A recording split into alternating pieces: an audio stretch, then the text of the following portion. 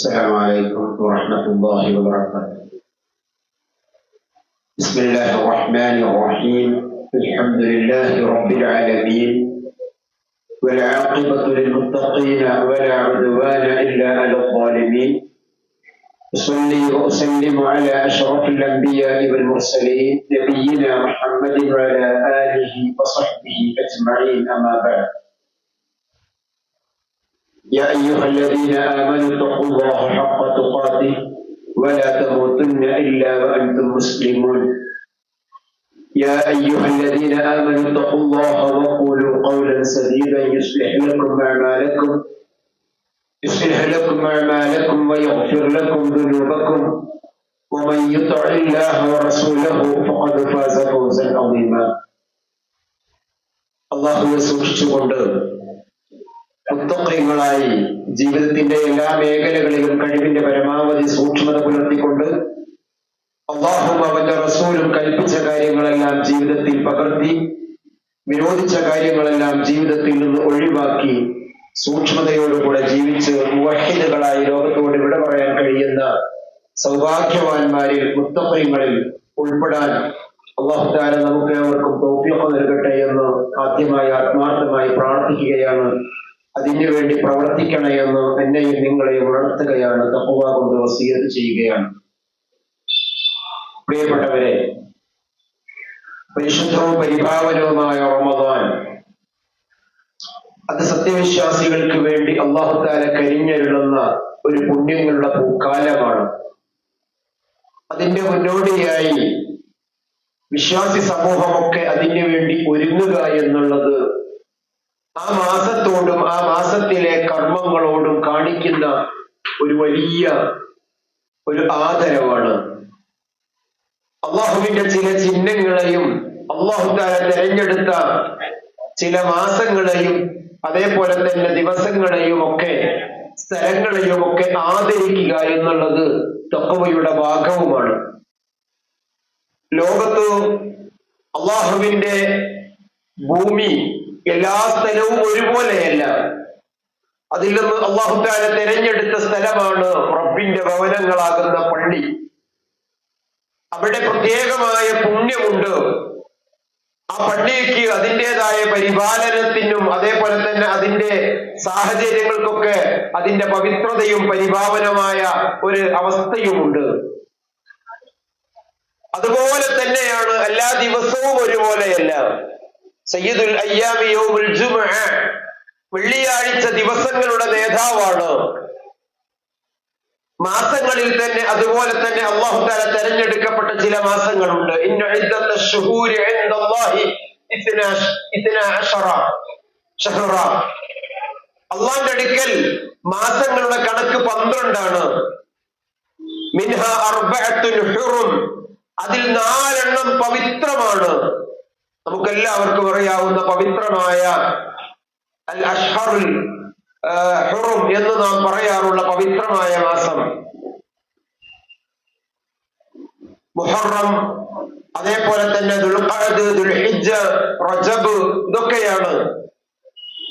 അതുപോലെ തന്നെ അല്ലാഹു തആല അല്ലാഹുവിന്റെ ഏറ്റവും വലിയ മഹത്തായ അനുഗ്രഹമാകുന്ന പരിശുദ്ധമായ കലാമിന്റെ അവതരണവുമായി തെരഞ്ഞെടുക്കപ്പെട്ട മാസം ശഹ്റു റമളാനില്ലദീ ഉൻസില ഫീഹിൽ ഖുർആൻ, ശുദ്ധ ഖുർആൻ അവതരിച്ച മാസം. അതാണ് റമളാനിന്റെ ഏറ്റവും വലിയ പവിത്രതയും പ്രത്യേകതയും. അല്ലാഹു തആല ആ ആദരവും ബഹുമാനവും സ്ഥാനവും ഒക്കെ റമളാനിന് നൽകുന്നതോടൊപ്പം അതിനു വേണ്ടി ഒരുങ്ങാനുള്ള തയ്യാറെടുപ്പും നമ്മുടെ ഭാഗത്ത് നിന്നുണ്ടാകണമെന്ന് ഇസ്ലാം നമ്മോട് കൽപ്പിക്കുന്നുണ്ട്. കാരണം അല്ലാഹ് ആദരിച്ചതിനെ ആദരിക്കുക എന്നുള്ളത് തഖ്വയുടെ ഭാഗമാണ്. വമൻ യുഅള്ളിം ശആഇറല്ലാഹി ഫഇന്നഹാ മിൻ തഖ്വൽ ഖുലൂബ്. ആരെങ്കിലും അല്ലാഹുവിന്റെ ചിഹ്നങ്ങളെ അതിന് അതിൻ്റെതായ ഗൗരവം കൊടുക്കുന്നു, ആദരവ് കൊടുക്കുന്നു, സ്ഥാനം കൊടുക്കുന്നു എന്നുള്ളത് തഖ്വയുടെ ഭാഗമാണ്, ഹൃദയത്തിന്റെ തഖ്വയുടെ ഭാഗമാണ് എന്ന് അല്ലാഹുവിന്റെ ഖുർആൻ നമ്മെ പഠിപ്പിക്കുന്നുണ്ട്. അതുകൊണ്ട് തന്നെ സഹോദരിമാരൊക്കെ വീടുകളിൽ നിന്നൊക്കെ എല്ലാവരും സഹോദരിമാരെത്തിയിട്ടുണ്ട്, അള്ളാഹു സ്വീകരിക്കട്ടെ. പക്ഷെ റമദാനുമായി ബന്ധപ്പെട്ട് അവരൊക്കെ വലിയ തിരക്കിലാണ്. അപ്പൊ നമ്മുടെയൊക്കെ വീട്ടിലെ അവസ്ഥ നമുക്കറിയാം. സഹോദരിമാരൊക്കെ പ്രത്യേകമായ അടുക്കും ചിട്ടയും അതേപോലെ തന്നെ നനച്ചുകുളിയും തേച്ചുകുളിയും വൃത്തിയാക്കലും പെയിന്റടിക്കലും തുടക്കലും അടിക്കലും മിനുക്കലും അതോടൊപ്പം തന്നെ പൊടിക്കലും പൊടിപ്പിക്കലും അല്ലെ, ഒരുങ്ങാനും കഴിക്കാനും ഒക്കെയുള്ള ഭക്ഷണത്തിനുള്ള അരിപ്പൊടിയും മുളക് പൊടിയും മല്ലിപ്പൊടിയും ഒക്കെ ഇങ്ങനെ തുടങ്ങി എല്ലാ രീതിയിലും നോമ്പ് തുറക്കാനും നോമ്പ് തുറപ്പിക്കാനും അത്താഴത്തിനും അതുപോലെ തന്നെയുള്ള എല്ലാവിധ ഒരുക്കങ്ങളും നടത്തുന്നുണ്ട്. അള്ളാഹു സ്വീകരിക്കട്ടെ. എല്ലാ ഒരുക്കങ്ങളും വേണം, അതൊക്കെ വേണ്ടത് തന്നെയാണ്. അതിനൊക്കെ അപ്പുറത്തേക്ക് പിന്നെന്തിനാണ് ഒരു ക്ലാസ്, പിന്നെന്തിനാണ് ഒരു അഹ്ല റമദാന്, പിന്നെന്തിനാണ് റമദാനിന് വേണ്ടിയുള്ള ഒരു മുന്നൊരുക്കം പ്രേരിപ്പിക്കാനായിട്ട് ഒരു ഒത്തുകൂടല്?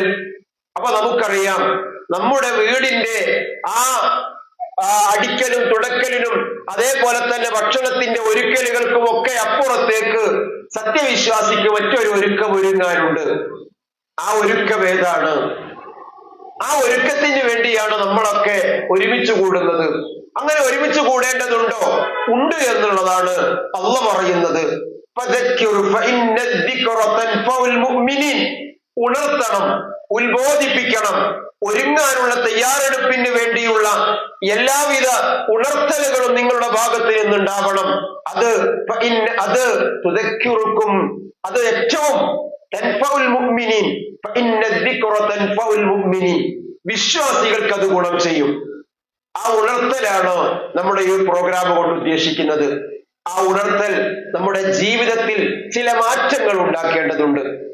അള്ളാഹ് ഗൗരവത്തോടു കൂടി കണ്ടതിനെ ഒരു മാറ്റങ്ങൾക്കും നമ്മൾ വിധേയമാക്കാതെ, പ്രവാചകൻ ചോദിക്കുന്നുണ്ടല്ലോ, റമദാനിൽ ഏറ്റവും പ്രധാനപ്പെട്ടത് നോമ്പ് തന്നെയാണ്. ഫമൻ ശഹിദ മിൻകുമുശ് ശഹ്റ ഫൽയസും, ആരാണോ ആ മാസത്തിൽ സന്നിഹിതനാകുന്നത്, ആ മാസം ലഭിക്കുന്നത്, ആ മാസം ലഭിക്കുക എന്നുള്ളത് തന്നെ വലിയ ഭാഗ്യമാണ്. അത് വലിയൊരു ഭാഗ്യമാണ്. അവിടെ മുതൽ അതിനെ ആ ആയത്തിനെ നമ്മൾ ഗൗരവത്തോടു കൂടി കാണേണ്ടതുണ്ട്. ഫമൻ ശഹിദ മിൻകുമുശ് ശഹ്റ, അത് കിട്ടുക എന്നുള്ളത് തന്നെ വലിയ കാര്യമാണ്. അങ്ങനെ ഒരുത്തിന് കിട്ടിയാൽ അവൻ അതിലേറ്റവും പ്രധാനമായി പറഞ്ഞത് നോമ്പെടുക്കുക എന്നുള്ളത് തന്നെയാണ്. ഫൽയസും, അവൻ നോമ്പെടുക്കട്ടെ. റമദാനിന്റെ ഏറ്റവും പ്രധാനപ്പെട്ട വിഷയം നോമ്പ് തന്നെയാണ്. അതുകൊണ്ടാണ് ആ നോമ്പിന് വേണ്ടി ആ റമദാനുമായി ബന്ധപ്പെട്ട് നമ്മൾ പ്രാർത്ഥിക്കുമ്പോ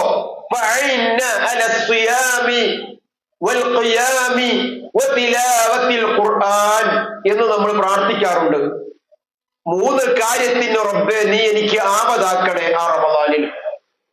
3 കാര്യത്തിന് നീ തൗഫീഖ് നൽകണേ. അതിലേതാണ് ഏറ്റവും ഒന്നാമത്? അത് അസ്വിയാം, നോമ്പാണ്. ആ നോമ്പ് എന്ന് പറഞ്ഞാൽ എന്താണ്? അല്ലാഹു റസൂൽ പറയുന്നുണ്ട്, റുബ്ബ സ്വാഇമിൻ, എത്ര നോമ്പുകാരാണ്, എന്താണ് അവരുടെ ബെനിഫിറ്റ്?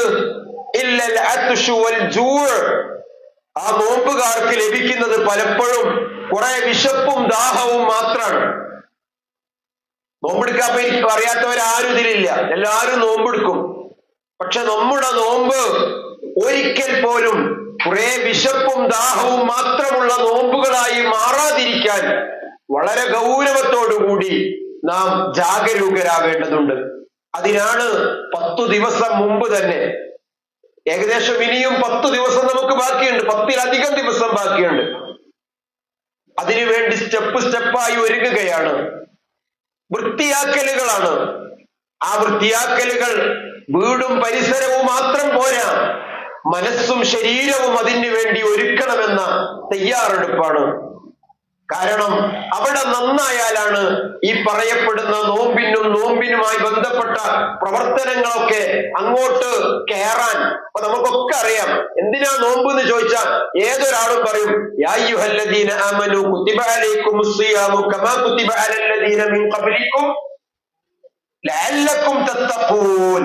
എത്രയോ കാലമായി നമ്മൾ കേട്ടുവരുന്നുണ്ട് ആ ആയത്ത്. അള്ളാഹ്ക്കിപ്പോ നമ്മളെ പട്ടിണിട്ടോണ്ട് പ്രത്യേകിച്ച് വലിയ കാര്യമൊന്നുമില്ല. നമ്മളെ പട്ടിണി കിടണമെന്ന് അള്ളാഹ്ക്കൊരു നിർബന്ധമില്ല. പിന്നെ എന്തിനാ? ലഅല്ലക്കും തത്തഖൂൻ, നിങ്ങൾക്ക് തഖ്വയുണ്ടാവാനാണ്. അതാണ് അള്ളാഹ് പറയുന്നത്, ലഅല്ലക്കും തത്തഖൂൻ, നിങ്ങൾക്ക് തഖ്വയുണ്ടാകാൻ. നമ്മുടെ നോമ്പ് കൊണ്ട് പ്രിയപ്പെട്ടവരെ നമുക്ക് തഖ്വ ഉണ്ടാവാറുണ്ടോ? ആ തഖ്വ ഉണ്ടാവണമെങ്കിൽ, ആ തഖ്വ നമ്മുടെ ഖൽബിലേക്ക് കയറണമെങ്കിൽ, തഖ്വ ഖൽബിലുണ്ടാവുക ആണോ? ആണ്, ഒരു സംശയമില്ല. അള്ളാന്റെ റസൂല് വലത്തെ കൈ ഇങ്ങനെ ഈ ഖൽബിന്റെ മേലെങ്ങനെ വെച്ചിട്ട് പറഞ്ഞു, അത്തഖ്വാ ഹാഹുനാ, അത്തഖ്വാ ഹാഹുനാ, അത്തഖ്വാ ഹാഹുനാ. ഇവിടെയാണ് തഖ്വ, ഇവിടെ നിന്നാണ് തഖ്വയുടെ ഉത്ഭവം, ഇവിടെയാണ് തഖ്വ കുടികൊള്ളേണ്ടത്. ഇന്നല്ലാഹ ലാ യൻദുറു ഇലാ അജ്സാമിക്കും വലാ ഇലാ സുവരിക്കും വലാകിൻ യൻദുറുല്ലാഹു ഇലാ ഖുലൂബിക്കും വഅമാലിക്കും. അള്ളാന്റെ നോട്ടം നിങ്ങളുടെ രൂപങ്ങളിലേക്കും ഭാവങ്ങളിലേക്കും പ്രകടനങ്ങളിലേക്കും പ്രകടനപരതയിലേക്കൊന്നുമല്ല, കാട്ടിക്കൂട്ടലുകളല്ല, പ്രകടനങ്ങളല്ല റബ്ബിന്റെ നോട്ടം. രൂപവും ഭാവവും ഒന്നും അള്ളാഹ്ക്ക് നോട്ടല്ല, മറിച്ച് റബ്ബിന്റെ നോട്ടം വയൻദുറുല്ലാഹു ഇലാ ഖുലൂബിക്കും, അള്ളാന്റെ നോട്ടം ഖൽബിലേക്കാണ്. ആ ഖൽബൊന്ന് നന്നാക്കണേ, ആ ഖൽബ് നന്നാക്കണം, ആത്മാവിനെ നന്നാക്കണം. അതുകൊണ്ടാണ് റസൂലുള്ളാഹി പറഞ്ഞത്, ഇവിടെയാണ് തഖ്വ, ഇവിടെ നിന്നാണ് തഖ്വ. ആ തഖ്വയുള്ളത് ഉണ്ടായാൽ മാത്രമേ നമുക്ക് അതിന്റെ മേലെയുള്ളതൊക്കെ ഉണ്ടാക്കാൻ പറ്റുള്ളൂ. തഖ്വൽ ഇലാഹു മദാറു കുല്ലി സഅദത്തിൻ വത്തിബാഉ വഹുവ റഅസു ശർരി ഹബായിലാ. തഖ്വൽ ഇലാഹ്, റബ്ബിനെ കുറിച്ചുള്ള പേടിയുണ്ടല്ലോ, സൃഷ്ടാവിനെ കുറിച്ചുള്ള പേടി, ഭയഭക്തി, ആ തഖ്വയാണ് മദാറു കുല്ലി സഅദത്തിൻ, നിന്റെ ജീവിതത്തിലുള്ള സകല വിജയത്തിന്റെയും മാനദണ്ഡം ആ തഖ്വയാണ്. അതുണ്ടാകുമ്പോഴേ നിനക്ക് ദുനിയാവും ഉണ്ടാക്കാൻ പറ്റുള്ളൂ, ആഖിറവും നന്നാക്കാൻ പറ്റുള്ളൂ. ദുനിയാവിൽ കുറെ ചിലപ്പോൾ വാരിക്കൂട്ടാൻ പറ്റും, കുറെ നേടിയെടുക്കാൻ പറ്റും. പക്ഷെ ആ നേടിയെടുക്കുന്നതിലും തഖ്വ കൈമുതലാക്കാൻ നിനക്ക് കഴിയണം. അപ്പോഴേ അത് നിനക്ക് ഗുണകരമാവുള്ളൂ. അള്ളാഹുവിന്റെ റസൂൽ സ്വല്ലല്ലാഹു അലൈഹി വസല്ലം തന്റെ അരുമ ശിഷ്യനാകുന്ന മുആദ് ബിൻ ജബലിനെ, മുആദ് തങ്ങളെ മദീനയിൽ നിന്ന് യമനിലേക്ക് പറഞ്ഞയക്കുന്നുണ്ട്. ആ സമയത്ത് റസൂലുള്ള അരുമ ശിഷ്യനെ ചേർത്ത് പിടിച്ചുകൊണ്ട് കൊടുക്കുന്ന ഉപദേശങ്ങളിൽ ഒന്ന്, ഇത്തഖില്ലാഹ ഐനമാ കുൻത്, ഇത്തഖില്ലാഹ ഹൈസുമാ കുൻത്. എവിടെയായിരുന്നാലും അള്ളാനെ സൂക്ഷിക്കണട്ടോ, അള്ളാനെ ഗൗരവത്തിൽ കാണണട്ടോ, അള്ളാന്റെ നിയമങ്ങളെ സൂക്ഷിക്കണട്ടോ. അത് എന്റെ ഈ മദീനയിലും മദീനയുടെ പരിസരത്തും എന്റെ കൂടെയും സഹാബത്തിന്റെ കൂടെയും മാത്രം നിനക്ക് ഉണ്ടായാൽ പോരാ. നീ മറ്റൊരു കൾച്ചറുള്ള നാട്ടിലേക്കാ പോണത്, മറ്റൊരു സ്ഥലത്തേക്കാണ് പോകുന്നത്. അവിടെ ഒരു മുസ്ലിം പോലും ഇല്ല, ഒരു ഇസ്ലാമിക് കൾച്ചറും അവിടെ ഇല്ല. അങ്ങനെയുള്ള ഒരു നാട്ടിലേക്കാ നീ പോകുന്നത്. അവിടെയും നീ നിന്റെ തഖ്വ കൈമുതലായി സൂക്ഷിക്കണം. കാരണം അതാണ് വിജയത്തിന്റെ മാനദണ്ഡം. അതാണ് ഇത്തഖില്ലാഹ ഹൈസുമാ കുൻത്. എല്ലാ രംഗത്തും തഖ്വയുണ്ട്. അത് കേവലം നിസ്കാരത്തിലും നോമ്പിലും മാത്രമല്ല, കച്ചവടത്തിൽ തഖ്വയുണ്ട്, പെരുമാറ്റത്തിൽ തഖ്വയുണ്ട്, വസ്ത്രധാരണത്തിൽ തഖ്വയുണ്ട്, ക്രയവിക്രയങ്ങളിൽ തഖ്വയുണ്ട്. ഇത്തഖില്ലാഹ ഹൈസുമാ കുൻത്. എവിടെയായിരുന്നാലും ആ തഖ്വ കൈമുതലാക്കണം. അപ്പൊ ഒരു ചോദ്യം ഉണ്ടാവും, എന്താ ഈ തഖ്വ? എന്താണ് തഖ്വ? തഖ്വന്റെ ഡെഫിനിഷൻ എന്താ? എന്താണ് തഖ്വ? പലപ്പോഴും നമ്മൾ കേൾക്കാറുണ്ടല്ലോ, ഉസീക്കും ബി തഖ്വല്ലാഹ് എന്നൊക്കെ കേൾക്കാറുണ്ട്. അത്തഖ്വ അൽ ഇംതിസാലു അവാമിരില്ലാഹി വജ്തിനാബു നവാഹി. അതാണ് തഖ്വ. എല്ലാ വിഷയത്തിലും അള്ളാഹുവിന്റെ നിയമങ്ങളെ കാത്തു സൂക്ഷിക്കുക, അള്ളാഹുവിന്റെ നിയമങ്ങളെ സ്വീകരിക്കുക, ആ അള്ളാഹുവിന്റെ നിയമങ്ങളെ ജീവിതത്തിൽ ആ വിഷയത്തിൽ പകർത്തുക. ഇംതിസാലു അവാമിരില്ല, അള്ളാന്റെ നിയമങ്ങളെ, അള്ളാന്റെ കൽപ്പനകളെ മുറുകെ പിടിക്കുക. വജിത്തിനാബു നവാഹി, അള്ള വിരോധിച്ചതിനെ ജീവിതത്തിൽ നിന്ന് വർദ്ധിക്കുക. ഇതാണ് തഖ്വ. അതെല്ലാ രംഗത്തും ഉണ്ടാവണം. അതിന്റെ പ്രഭവ കേന്ദ്രമാണ് ഖൽബ്. അത് നന്നാവണം. അല്ലാഹു റസൂൽ മറ്റൊരിക്കൽ പറഞ്ഞില്ലേ, എന്ത്? അലാ ഇന്ന ഫിൽ ജസദി മുദ്അ, ശരീരത്തിൽ ഒരു മാംസകഷ്ണമുണ്ട്. ശരീരത്തിൽ ഒരു മാംസകഷ്ണമുണ്ട്. ഇദാ സലുഹ സലുഹൽ ജസദു കുല്ലു, അത് നന്നായാൽ നീ മൊത്തം നന്നായി. വഇദാ ഫസദ ഫസദൽ ജസദു കുല്ലു, അത് കേടുവന്നാലോ നീ മൊത്തം കേടുവന്നു. അലാ വഹിയൽ ഖൽബ്, അതാണ് ഹൃദയം എന്ന്. ആ ഖൽബ് നന്നായിട്ടേ നമ്മള് ബാക്കിയൊക്കെ നന്നാവും. ഖൽബ് കേടുവന്നാലോ നമ്മൾ എത്ര പുട്ടിയിട്ടിട്ടും, എത്ര മക്കനെ കുത്തിയിട്ടും, എത്ര ഞെരിയാണിക്ക് മീതെ നമ്മളൊക്കെ തുണി കയറ്റിയെടുത്തിട്ടും, തലപ്പാവ് ധരിച്ചിട്ടും, തൊപ്പി ധരിച്ചിട്ടും, അതല്ലെങ്കിൽ ആ ഇസ്ലാമിൻ്റെതായ ചിഹ്നങ്ങളൊക്കെ നമ്മൾ പുറത്തേക്ക് കാണിച്ചിട്ടും നമ്മുടെ ഖൽബ് നന്നായിട്ടില്ലെങ്കിൽ, കാരണം അത്തഖ്വാ ഹുനാ, മറ്റതൊക്കെ തഖ്വന്റെ ചിഹ്നങ്ങളാണ്, തഖ്വന്റെ അടയാളങ്ങളാണ്, തഖ്വയുടെ വസ്ത്രമാണ്, ഒക്കെ ശരി. പക്ഷെ അതിനൊക്കെ അപ്പുറത്തേക്ക് ഇതൊന്നും ശരിയായാൽ മാത്രം പോരാ, ഖൽബ് നന്നാവണം. കാരണം റബ്ബിന്റെ നോട്ടം ഖൽബിലേക്കാണ്, അതിനനുസരിച്ചുള്ള പ്രവർത്തനത്തിലേക്കാണ്.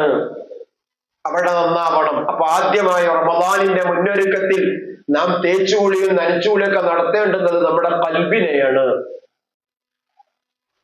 അവിടെയാണ് സംശുദ്ധീകരിക്കേണ്ടത്, അവിടെയാണ് സംസ്കരിക്കേണ്ടത്. കാരണം അല്ലാഹു പറയാ, ഖദ് അഫ്ലഹ മൻ സക്കാഹാ വഖദ് ഖാബ മൻ ദസ്സാഹാ. അതിനെ ആരാണോ സംസ്കരിച്ചത് അവനാണ് വിജയിച്ചവൻ. അവിടെ മലിനമാണോ, അവിടെ മലിനമുണ്ടോ, വഖദ് ഖാബ, അവൻ നഷ്ടക്കാരനാണ്.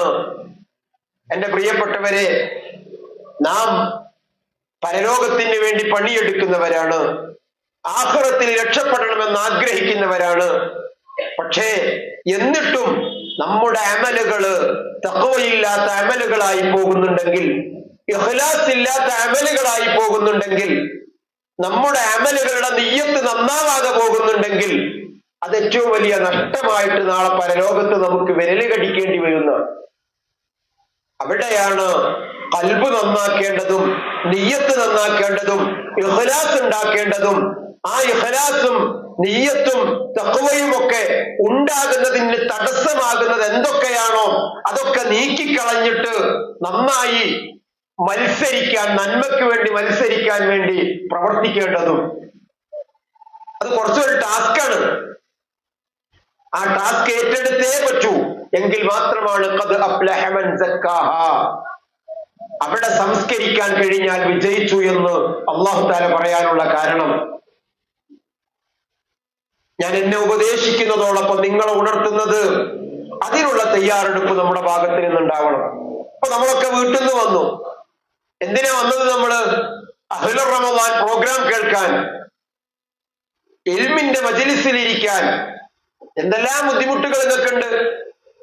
ഓരോരുത്തരും ജോലി കഴിഞ്ഞ് വന്നവരാണ്, കടയില് പണി കഴിഞ്ഞു വന്നവരാണ്, സഹോദരിമാര് വീട്ടിലെ ജോലികളൊക്കെ കഴിഞ്ഞ് വന്നവരാണ്. ഇന്ന് പലർക്കും ഡ്യൂട്ടി ഉണ്ട്, ഡ്യൂട്ടി കഴിഞ്ഞ് വന്നവരുണ്ട്. ഇതൊക്കെ വരുമ്പോഴും എങ്ങനെ ഇപ്പൊ പോവാതിരിക്കുക? അവിടെ പോവാതിരുന്നാ മോശമാണ്, അല്ലെങ്കിൽ അവിടെ പോയാൽ ഇന്ന ആൾക്കാരെ കാണാം, ഇങ്ങനൊക്കെ ആരെങ്കിലും ഒക്കെ വന്നിട്ടുണ്ടെങ്കിൽ ഇപ്പൊ തന്നെ പോലെ നെയ്യത്തൊക്കെ ഒന്ന് മാറ്റുക. ഇൽമിന്റെ മജ്‌ലിസ് റൗദത്തും മിൻ റിയാദിൽ ജന്നയാണെന്ന് റസൂലുള്ളാഹി പറഞ്ഞിട്ടുണ്ട്. നിയ്യത്ത് നന്നാക്കണം. ഹദീസിന്റെ ഗ്രന്ഥങ്ങളിലൊക്കെ മുഹദ്ദിസീങ്ങൾ ആദ്യം കൊടുത്തൊരു ഹദീസ് ഏതാണ്? ഇന്നമൽ അഅമാലു ബിന്നിയാത്ത്. നിശ്ചയം ഏതൊരു കർമ്മവും അല്ലാഹു സ്വീകരിക്കുന്ന നിയ്യത്തിന്റെ അടിസ്ഥാനത്തിലാണ് കേട്ടോ. ആ നിയ്യത്ത് എവിടെയാണ്? നമ്മൾ നേരത്തെ പറഞ്ഞു കൊടുത്താണ്. ലിഅന്നൽ ഖൽബ മൗദിഉൻ നിയ്യ. പണ്ഡിത ലോകം മുഴുവൻ പറഞ്ഞു നിയ്യത്തിന്റെ സ്ഥാനം ഖൽബാണ്. അവിടെയാണ് ഉണ്ടാവേണ്ടത് ആ നല്ല നിയ്യത്ത്. കാരണം ഏതാ?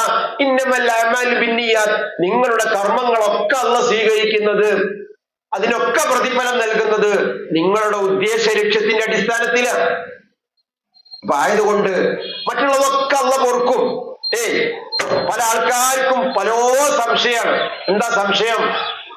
നോമ്പിനിപ്പോ മുങ്ങിക്കുളിച്ചാല്, എണ്ണ വെച്ചാല്, അല്ലെങ്കിൽ മൂക്കിൽ മരുന്നിട്ടിച്ചാല്, കണ്ണിൽ മരുന്നിട്ടിച്ചാല്, അതേപോലെ തന്നെ വേറെ ഉപ്പ് നോക്കിയാല്, ഇങ്ങനൊക്കെ ഒരേ സംശയങ്ങളാണ്. അതിനൊക്കെ അപ്പുറത്തേക്ക് എന്റെ പ്രിയപ്പെട്ടവരെ അല്ലാഹു തആല പലതും നമുക്ക് പുറത്തു തരും. പക്ഷേ അല്ലാഹു തആല സ്വീകരിക്കപ്പെടാതെ പോവല് നിയ്യത്ത് നന്നായില്ലെങ്കിലാണ്. ആ നിയ്യത്ത് നന്നാക്കുക എന്ന് പറഞ്ഞാൽ തന്നെ ഇപ്പൊ ആൾക്കാർ ചിലപ്പോ തെറ്റിതാ. നിയ്യത്ത് നന്നാക്കുക എന്ന് പറഞ്ഞപ്പോ നമ്മൾ നവൈതു സൗമഹദിൻ അൻ അദാഇ ഫർളി റമളാനി ഹാദിഹി സനതി ലില്ലാഹി തആല എന്ന നിയ്യത്ത് നന്നാക്കലില്ല എന്നാണ് ചില ആൾക്കാരെങ്കിലും ധരിക്കുക. നിങ്ങൾ അങ്ങനെ ധരിക്കണവരല്ല എന്നാണ് ഞാൻ മനസ്സിലാക്കിയത്. അതല്ല നിയ്യത്ത്. അങ്ങനെ ഒരു നിയ്യത്ത് അള്ളാന്റെ റസൂലോ സ്വഹാബത്തോ നമുക്ക് പഠിപ്പിച്ചു തന്നിട്ടില്ല.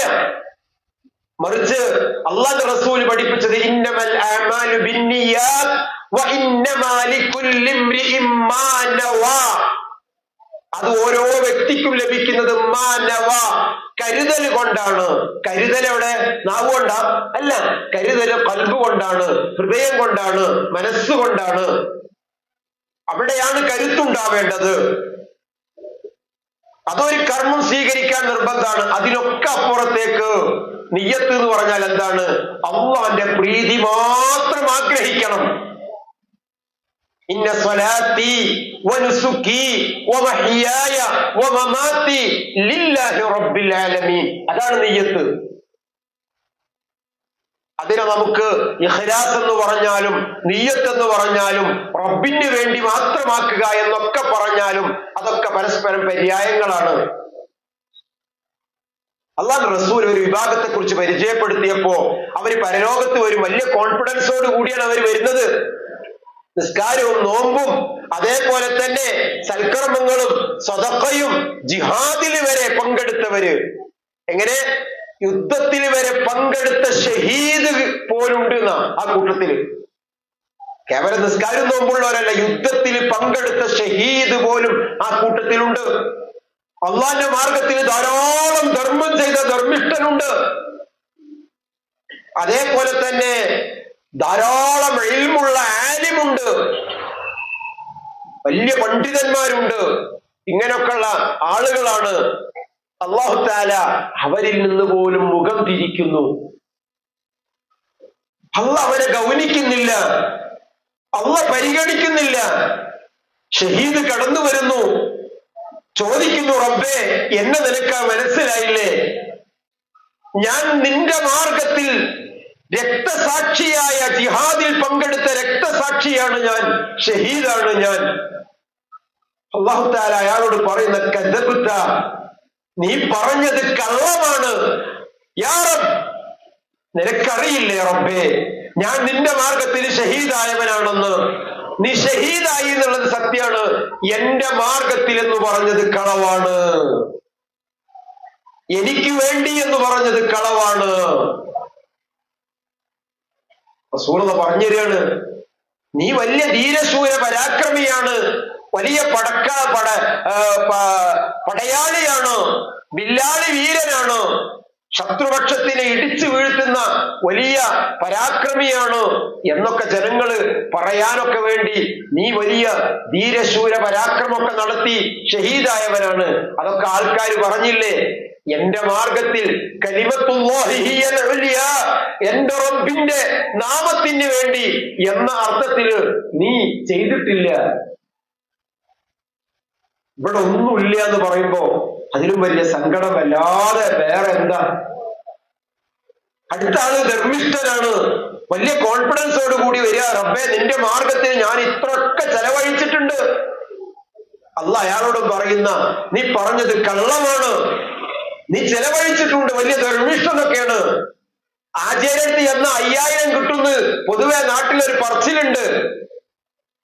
അങ്ങനെ എല്ലാവരും വലിയ ധർമ്മിഷ്ഠനാണ് നീ, എന്ന് പറയാൻ വേണ്ടി നീ കുറെ ദാനധർമ്മങ്ങൾ ചെയ്തു. അതൊക്കെ ആൾക്കാർ പറഞ്ഞില്ലേ?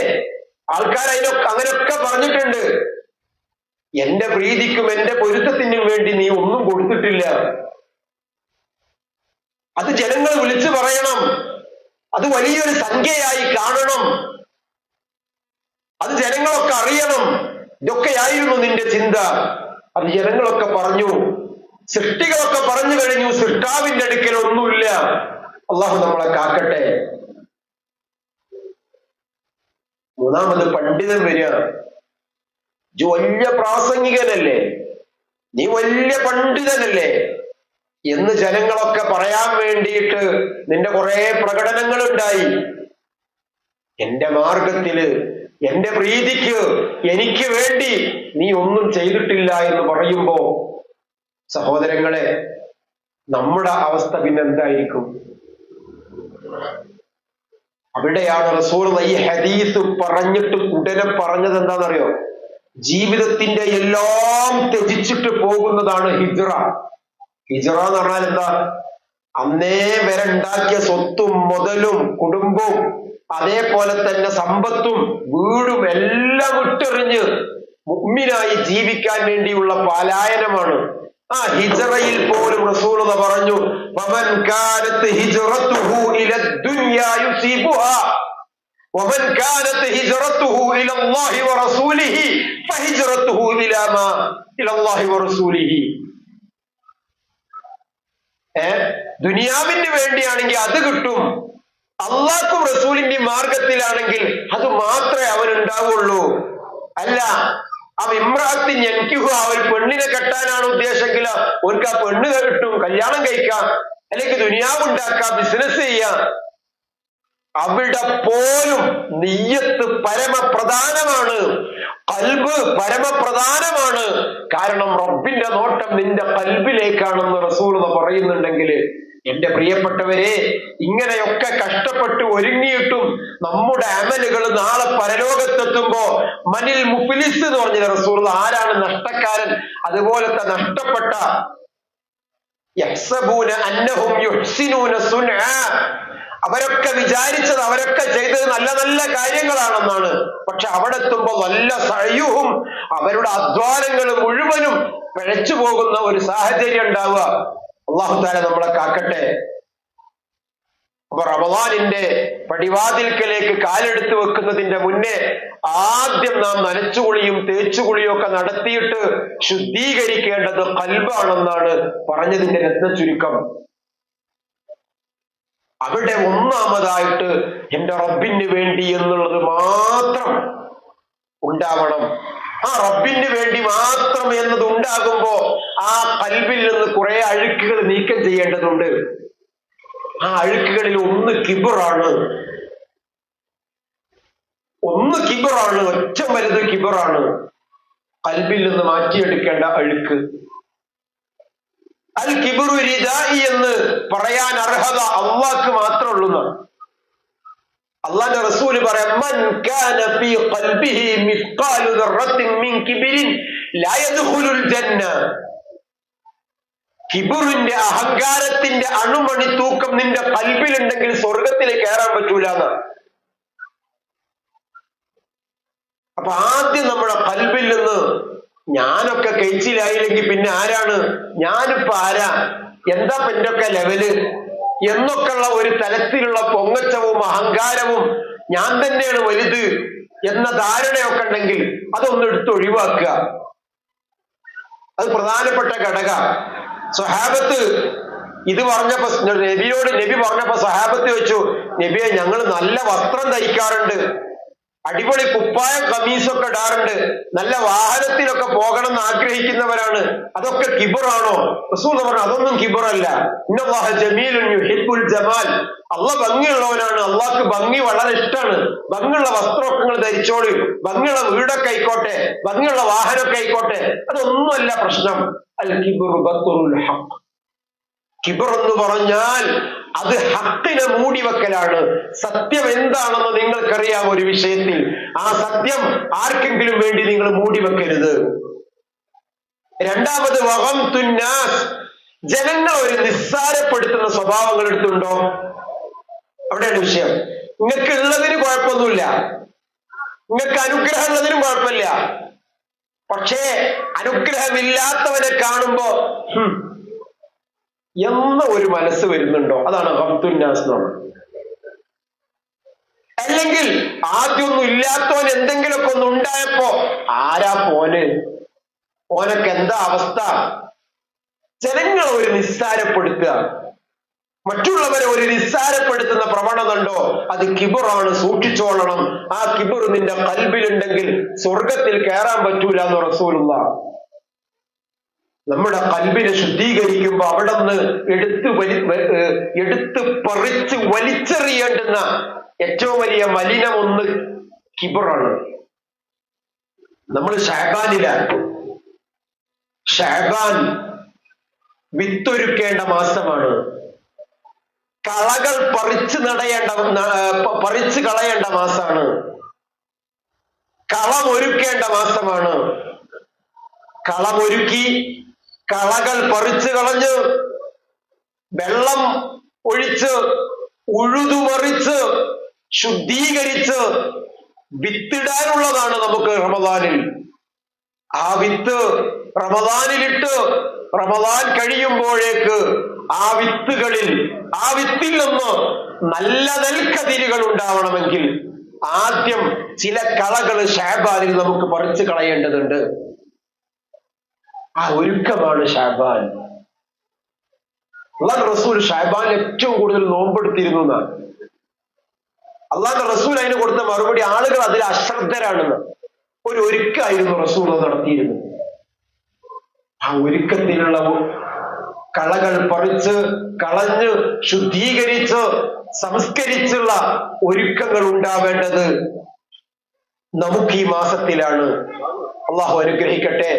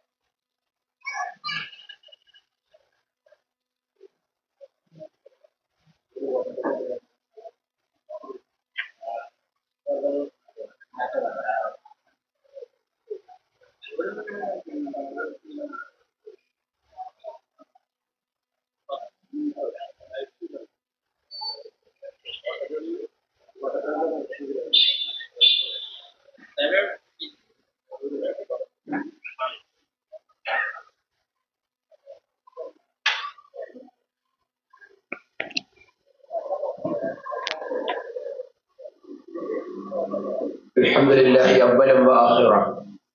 സഹോദരങ്ങളെ, നമ്മളതൊരു വിജ്ഞാന സദസ്സാണ് കേട്ടോ.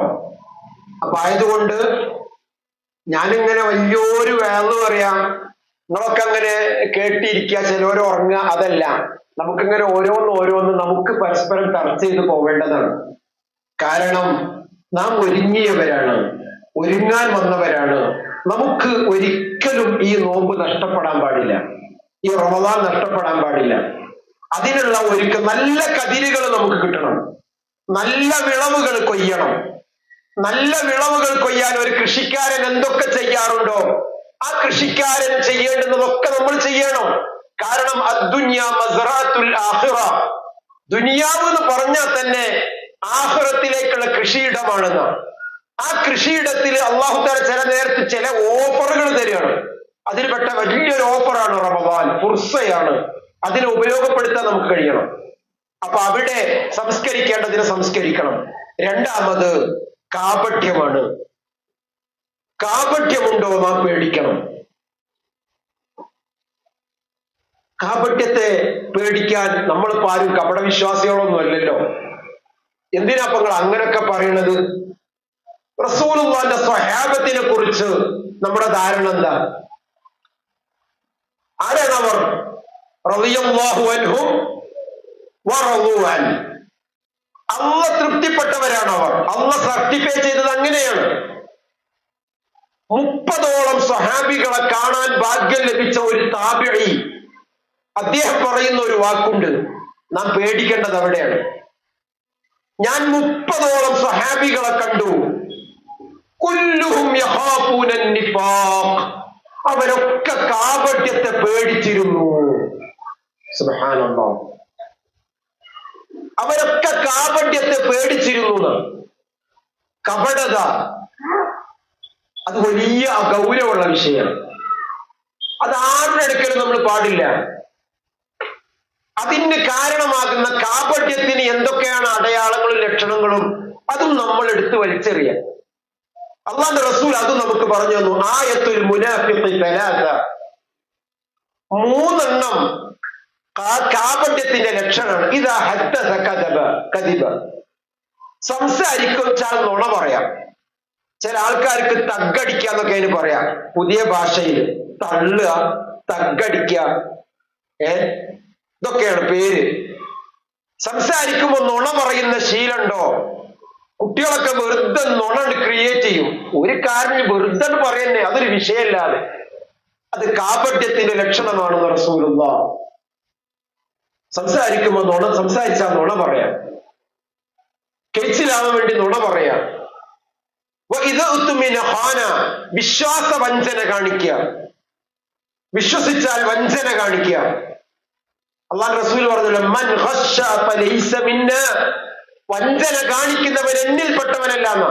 ഒരാളോടും വഞ്ചന കാണിക്കരുത്. കുട്ടികളുടെ മുന്നിൽ വഞ്ചന കാണിക്കരുത്. കൊടുക്കാന്ന് പറഞ്ഞാൽ മക്കൾക്ക് കൊടുക്കണം.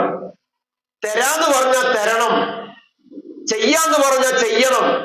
ആ കുട്ടികളിൽ നമ്മൾ വഞ്ചന ഉണ്ടാവരുത് എന്ന് പറഞ്ഞ് ധാരാളം ഉപദേശിക്കുന്നതിനേക്കും അപ്പുറമാണ് നമ്മുടെ ജീവിതത്തിൽ വഞ്ചനയില്ലാത്തൊരു ജീവിതം അവർക്ക് കാഴ്ചവെക്കുക എന്ന് പറഞ്ഞാൽ. നമ്മൾ അവരോട് ഒരു നുണ പറഞ്ഞാൽ അവരുടെ മനസ്സിൽ അവര് നമ്മെ ഒബ്സർവ് ചെയ്യുന്നുണ്ട്. അവര് നമ്മെ കൃത്യമായിട്ട് മോണിറ്റർ ചെയ്യുന്നുണ്ട്. അവര് നമ്മളിങ്ങനെ ഒരു നുണ പറയുന്ന ശീലമുള്ള ഉമ്മയാണെങ്കിൽ, ഉപ്പയാണെങ്കിൽ ആ മക്കൾ നുണ പറയും. അവർക്കറിയാം നുണ അത് പ്രശ്നമില്ല. വഞ്ചന കാണിക്കുന്നത് ആരോടാണെങ്കിലും. അല്ലാഹുവിന്റെ റസൂൽ സ്വല്ലല്ലാഹു അലൈഹി വസല്ലമ അങ്ങാടി കൂടെ ഇങ്ങനെ ഇറങ്ങിയപ്പോ അവിടെ ഇങ്ങനെ ഒരാൾ ധാന്യ കച്ചവടം നടത്തുന്നുണ്ട്. ധാന്യം, അരിയോ ഗോതമ്പ് പോലുള്ള ധാന്യം കച്ചവടം ചെയ്യുന്നുണ്ട്. അല്ലാഹുവിന്റെ റസൂല് ആ ധാന്യം ഒന്ന് ഇങ്ങനെ എടുത്തു നോക്കി. നമ്മൾ സ്വാഭാവികമായിട്ട് നോക്കുമല്ലോ. ഇങ്ങനെ നോക്കി കുറച്ച് ഉള്ളിക്ക് കൈയിട്ടിട്ടൊന്ന് നോക്കിയപ്പോ ഒരു നനവ്. അടിയത്ത് നനഞ്ഞിക്കണ, മേലെ നല്ലതാ. നബി ചോദിച്ചു, എന്താ അത്? നബിയെ, ഞാൻ ഒരു കള്ളത്തരം കാട്ടിയിട്ട് ഇന്നലെ രാത്രി മഴ പെയ്തപ്പോ നനഞ്ഞു പോയതാണ് അടി. അല്ലാഹുവിന്റെ റസൂല് പറഞ്ഞ വാക്കെന്താണെന്നറിയോ? ഞാൻ നീ കള്ളത്തരം കാണിച്ചു എന്നൊന്നും പറയണില്ല, പക്ഷേ നിനക്ക് ആ നനഞ്ഞത് മുകളിലേക്ക് ഇടാതെ നീ എന്തിനാ അത് താഴെ വെച്ചത്? ആ നനഞ്ഞത് ജനങ്ങൾ കണ്ടിട്ട് അവര് വിലയിരുത്തിയിട്ട് അവര് വാങ്ങുകയാണെങ്കിൽ വാങ്ങിക്കോട്ടെ. അപ്പോഴാണ് നബി ഈ വർത്താനം പറഞ്ഞത്, മൻ ഖശ്ശ ഫലൈസ മിന്നാ. വഞ്ചന കാണിക്കുന്നവന് എന്റെ മതത്തിൽ സ്ഥാനമില്ലട്ടോ. നമ്മള് റമദാൻ വരുമ്പോ കുറെ നോമ്പ് ഉറപ്പിച്ചതുകൊണ്ടും കുറെ ഖുർആൻ ഓതിയോണ്ടും ചിലപ്പം അതിന് പ്രത്യേകമായി കുറെ സ്വതക്കകൾ ഇങ്ങനെ ആളുകൾക്കിടയിൽ ഇങ്ങനെ 27 രാവിന് കൊടുത്തോണ്ടൊക്കെ നമ്മളെല്ലാം കെച്ചിലായി നമ്മൾ വിചാരിക്കുന്നതിന്റെ മുമ്പ് ഇങ്ങനത്തെ ചില പ്രശ്നങ്ങൾ നമ്മളിലുണ്ടെങ്കിൽ അത് തീർത്തിട്ട് വേണം റമദാനിനെ വരവേൽക്കാൻ. വഞ്ചന കാണിക്കുന്നവൻ അത് കാപട്യത്തിന്റെ ലക്ഷണമാണെന്ന് റസൂലുള്ളാഹി സ്വല്ലല്ലാഹു അലൈഹി വസല്ലം. മൂന്നാമത് എന്താ പറഞ്ഞത്? വഇദാ വഅദ അഖ്ലഫ. ആരോടെങ്കിലും എന്തെങ്കിലുമൊക്കെ വാക്തത്വം ചെയ്തിട്ടുണ്ടെങ്കിൽ ആ വാക്തത്വം ലംഘിക്കുന്ന സ്വഭാവങ്ങളിലുണ്ടോ അത് കാപട്യമാണ്. വാക്തത്വം ചെയ്താൽ പാലിക്കണം. പാലിക്കാൻ പറ്റാത്ത ഒരു വാക്തത്വം ഏറ്റെടുക്കരുത്. അത് കാപട്യമാണ്. അത് ആരോടാണെങ്കിലും. ഇമാം ബുഖാരിയെ കുറിച്ച് ഒരു കഥ പറയാറുണ്ട്. ഇമാം ബുഖാരിയുടെ ഹദീസ്, ആ ഹദീസുകൾക്ക് വളരെ ഗൗരവമുണ്ടല്ലോ. വളരെ സിഖത്തായ ഹദീസുകൾ അദ്ദേഹം റിപ്പോർട്ട് ചെയ്യുള്ളൂ. 100% പെർഫെക്റ്റ് ആണ് എന്ന് ബോധ്യമുള്ളത് അദ്ദേഹം റിപ്പോർട്ട് ചെയ്യും. അദ്ദേഹത്തിൽ നിന്ന് ഹദീസ് വാങ്ങാൻ വേണ്ടി ഒരാൾ പോയിന അദ്ദേഹത്തിന്റെ അടുക്കൽ, ഇമാം ബുഖാരി ഒരു പണ്ഡിതന്റെ അടുക്കൽ, അദ്ദേഹത്തിന്റെ അടുക്കൽ, ഒരു വ്യക്തിന്റെ അടുക്കലേക്ക് റസൂലുള്ളാഹിയുടെ ഒരു ഹദീസ് അദ്ദേഹത്തിന്റെ അടുക്കൽ അത് സ്വീകരിക്കാൻ വേണ്ടി ഇമാം ബുഖാരി പോവാണ്. ദിവസങ്ങളോളം യാത്ര ചെയ്തിട്ടാ പോണത്. അങ്ങനെ യാത്ര ചെയ്ത് അവിടെ എത്തി ഈ ഹദീസ് സ്വീകരിക്കപ്പെടേണ്ട ആളെ വീട്ടിലില്ല, പറമ്പില. അദ്ദേഹത്തിനെ കാണാൻ വേണ്ടി പുറത്തേക്ക് പോയപ്പോ അദ്ദേഹം തന്റെ കുതിരക്കോ കഴുതക്കോ അദ്ദേഹത്തിന്റെ വീട്ടിലെ മൃഗത്തിന് പുല്ല് കൊടുക്കുകയാണ്, ഭക്ഷണം കൊടുക്കാൻ. ആ ഭക്ഷണം കൊടുക്കാൻ വേണ്ടി സാധാരണ ഒരു പാത്രത്തിലാണ് ഭക്ഷണം ഇട്ടിട്ടാണ് കൊടുക്കുക. ആ പാത്രത്തിന് ഭക്ഷണം കൊടുത്ത് ഭക്ഷണം കാണിച്ച് ആ ജീവി, ആ മൃഗം, അത് കുതിരയാവട്ടെ കഴുതയാവട്ടെ ഒട്ടകാവട്ടെ, അത് വരികയാണ്. അത് വന്നിട്ട് ആ ഭക്ഷണം കഴിക്കാൻ വേണ്ടി വരികയാണ്. ഭക്ഷണം കഴിക്കാൻ വേണ്ടി ഇങ്ങോട്ട് വന്നപ്പോ ആ വീട്ടിലെ മൃഗത്തെ ഈ വ്യക്തി പിടിച്ചു. ഇമാം ബുഖാരി ആ കൊട്ടയിലേക്കൊന്ന് ഇങ്ങനെ നോക്കിയപ്പോ ആ കൊട്ട കാലിയാണ്. ആ കൊട്ടയിലൊന്നുമില്ല. സാധാരണ ഈ കൊട്ടയില് ഭക്ഷണം ഇട്ട് കൊടുക്കണ കൊട്ടയാണ്. അപ്പൊ ഈ മൃഗം എന്തിനാ വന്നത്? ഈ ഭക്ഷണം കഴിക്കാനാണ്. ആ വ്യക്തി ഹദീസ് വാങ്ങാതെ പോയി എന്നൊരു കഥ പറയാറുണ്ട് ഇമാം ബുഖാരിയെ കുറിച്ച്. അദ്ദേഹം പറഞ്ഞത്, ആ മൃഗത്തിനോടാണെങ്കിലും വഞ്ചന കാണിക്കുക എന്ന് പറഞ്ഞ പ്രവണത അത് ഭയങ്കരമായ തെറ്റാണ്. ആ മൃഗത്തോടാണെങ്കിലും വഞ്ചന കാണിക്കുന്ന ഒരു ടെൻഡൻസി ഉണ്ടെങ്കിൽ അയാളുടെ ഹദീസുകൾക്കും ആ ചില പ്രശ്നങ്ങളും കുഴപ്പങ്ങളും ഉണ്ടാവും എന്ന് പറഞ്ഞ് ബുഖാരി ഇമാമ് ഹദീസ് വാങ്ങാതെ പോയി എന്ന് ചില ചരിത്രങ്ങളിൽ അദ്ദേഹത്തെ കുറിച്ച് പറയപ്പെടുന്നുണ്ട്. ഞാൻ പറഞ്ഞു വരുന്നത് ഈ ടെൻഡൻസിയാണ് നമ്മിൽ നിന്ന് ഒഴിവാക്കേണ്ടത്. അങ്ങനത്തൊക്കെ നുണ പറയുന്ന, വഞ്ചന കാണിക്കുന്ന, വാക്തത്വ ലംഘനം നടത്തുന്ന, കാപട്യം കാണിക്കുന്ന ചില സ്വഭാവങ്ങളും അതൊക്കെ ഉണ്ടെങ്കിൽ വലിയ അപകടമാണ്. മറ്റൊന്ന് ഹസദാണ്. കാപട്യത്തെ ഗൗരവത്തിൽ നമ്മൾ കാണേണ്ട വിഷയമാണ്. അതുകൊണ്ടാണ് സ്വഹാബത്തൊക്കെ പേടിച്ചത്. അള്ളാഹുവിന്റെ റസൂൽ ഈ അടയാളങ്ങൾക്കൊക്കെ അപ്പുറത്തേക്ക് ചില ആളുകളൊക്കെ കപടവിശ്വാസികളാണ് എന്ന് അള്ളാഹുവിന്റെ റസൂൽ ഇന്ന ആൾക്കാരെ കുറിച്ച് പറഞ്ഞു കൊടുത്തു റസൂലുള്ളാഹിന്റെ അവസാന കാലഘട്ടത്തില്. ആ സമയത്ത് അള്ളാഹുവിന്റെ റസൂലിന്റെ ശിഷ്യന്മാരിൽപ്പെട്ട ഒരാളാണല്ലോ മഹാനായ ഉമർ റളിയല്ലാഹു അൻഹു. ഉമർ റളിയല്ലാഹു അൻഹു അവിടെ ഇല്ല, ആ സദസ്സിലില്ല. റസൂലുള്ളാഹി സ്വല്ലല്ലാഹു അലൈഹി വസല്ലം തന്റെ മറ്റൊരു ശിഷ്യന് ഇത് പറഞ്ഞു കൊടുത്തപ്പോ ഉമർ റളിയല്ലാഹു അൻഹു ഈ വ്യക്തിന്റെ അടുക്കലേക്ക് വരികയാണ്. ആരൊക്കെയാണ് ആ കപടവിശ്വാസികൾ എന്ന് അറിയാൻ ഓടിപ്പാഞ്ഞു വരികയാണെന്ന് നമ്മൾ വിചാരിക്കുക.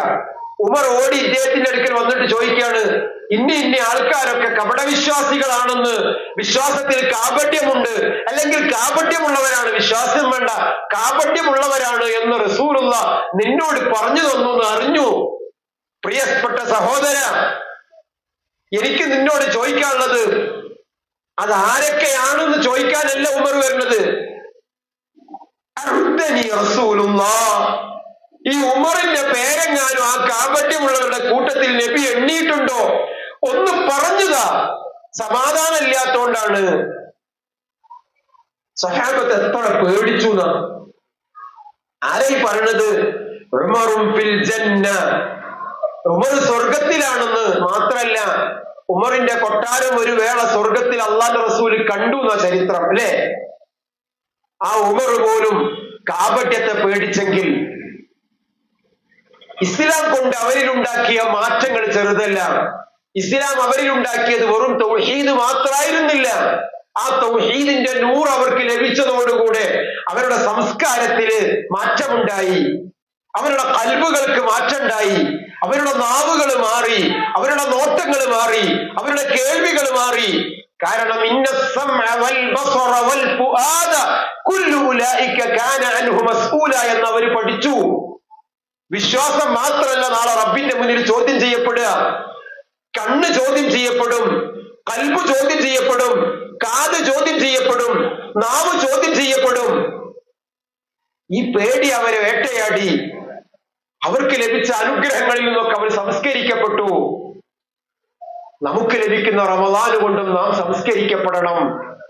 അതല്ലെങ്കിൽ നമ്മുടെ നോമ്പ് വെറും പള്ളക്കുള്ള നോമ്പായി മാറും. അല്ലാഹുവിന്റെ റസൂല് പറഞ്ഞു, അസ്സൗമു ജുന്ന, നോമ്പ് നിങ്ങൾക്കൊരു പരിചയാവണം, ഒരു കവചമാവണം. പരിച എന്ന് പറഞ്ഞാൽ എന്താ? വരുന്ന വെട്ടുകളെയും കുത്തുകളെയും ഒക്കെ തടുക്കുന്നതിനാ പരിച എന്ന് പറയാം. അതുപോലെ നമ്മിലേക്ക് വരുന്ന ഹറാമുകളെ, കണ്ണുകൊണ്ട് കാണുന്ന ഹറാമുകളെ, കാതുകൊണ്ട് കേൾക്കുന്ന ഹറാമുകളെ, കണ്ണുകൊണ്ട് നമ്മൾ കണ്ടുകൊണ്ടിരിക്കുന്ന ഹറാമുകളെ ഒക്കെ നിയന്ത്രിക്കുന്നതാവണം നോമ്പ്. അസ്സൗമു ജുന്ന, നോമ്പ് ഒരു പരിചയാവണം. റസൂലുള്ള പറയാണ്, ഇനി ഇങ്ങനൊക്കെ സൂക്ഷ്മതയോടുകൂടെ നീ ജീവിക്കാൻ ഒരുങ്ങിയാലും ചില ആൾക്കാരുണ്ടാകും ഇങ്ങോട്ട് കച്ചറക്ക് വരിക. എടീ ഇജ്ജറിഞ്ഞോ, നനച്ചുളിയും തേച്ചുളിയും ഒക്കെ കഴിഞ്ഞിട്ടുണ്ട് ഓളൊരു വിളി, അല്ലെങ്കിൽ നമ്മളെ വടുക്കിണിക്ക് ഒരു വരവ്. അപ്പൊ പറയാൻ കഴിയണം എന്ത്? ആരെങ്കിലും കുറിച്ച് ചീത്ത പറയാനോ, അല്ലെങ്കിൽ ആരെങ്കിലും മതി കുറ്റം പറയാനോ, അതല്ലെങ്കിൽ ചീത്ത സംസാരത്തിനോ, അല്ലെങ്കിൽ എന്തെങ്കിലും അടിപൊളി കൂടാനോ ആരെങ്കിലും ഒക്കെ വരികയാണെങ്കിൽ പ്ലീസ് എന്നെ വിടടാ, ഇന്ന് നോമ്പാണ്, വേണ്ട, പറയണ്ട എന്ന് പറഞ്ഞ് തടയാനും മാറി നിൽക്കാനും കഴിയണം.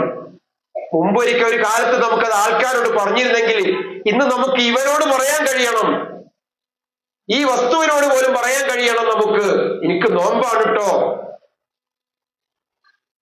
എന്റെ കണ്ണിനെ എനിക്ക് നിയന്ത്രിക്കണം കേട്ടോ. അതിനെന്താണ് എന്റെ വീക്ക്നെസ് എന്ന് ഞാൻ ആദ്യം അറിയാം.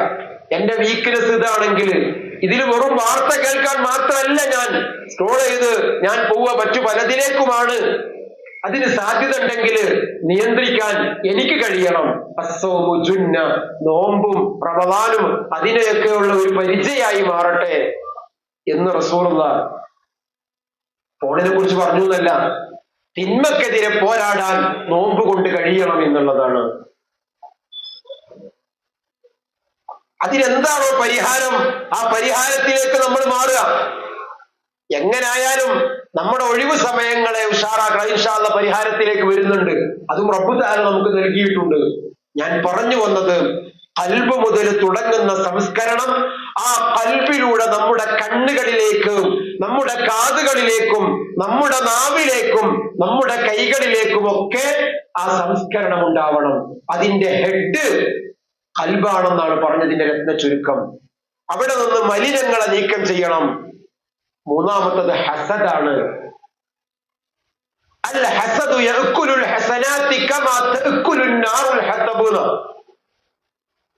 നമുക്ക് ഖുർആൻ ഇങ്ങനെ ഖത്തം തീർത്തുകൊണ്ടേയിരിക്കുമ്പോഴും തറാവീഹ് ദീർഘമായി നമസ്കരിക്കുമ്പോഴും പകലിൽ ധാരാളം ദിക്റുകളും ദുആകളും ഖുർആനും ഓതുമ്പോഴും ഇളയച്ചനോടും മൂത്തച്ഛനോടും അനിയനോടും ജ്യേഷ്ഠനോടും ഒക്കെ അസൂയ നമ്മുടെ ഖൽബിലുണ്ടെങ്കിൽ അൽ ഹസദു യഅ്കുലുൽ ഹസനാതി കമാ തഅ്കുലുൻ നാറുൽ ഹതബ്.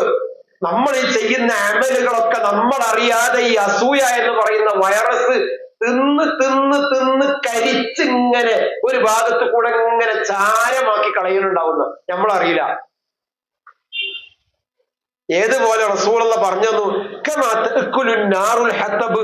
നീ ഇങ്ങനെ അടുപ്പിലേക്ക് ഒരു വിറക് ഇങ്ങനെ വെച്ചാല് ആ തീ ആ വിറകിനെങ്ങനെ തിന്നിങ്ങനെ കരിച്ചിങ്ങനെ പോണത് അല്ലെ, നീ വേറെ പണിയിലായിരിക്കും, അതിങ്ങനെ കരിച്ച് കളയണത് നീ കണ്ടിട്ടില്ലേ? മുട്ടൻ വിറകായിരിക്കും അല്ലേ, നല്ല തടിയായിരിക്കും, പക്ഷെ തീയിന് അതിങ്ങനെ കരിച്ചത് കളയും. നിന്റെ അമലുകളൊക്കെ നല്ല സ്ട്രോങ് അമലായിരിക്കും. 10,000-ന്റെ അമലുണ്ടാകും, 1,00,000-ന്റെ ഉംറ ഉണ്ടാകും, 4,00,000-ന്റെ ഹജ്ജ് ഉണ്ടാവും, കഷ്ടപ്പെട്ട് നിന്ന് നമസ്കരിച്ച നമസ്കാരങ്ങൾ ഉണ്ടാകും.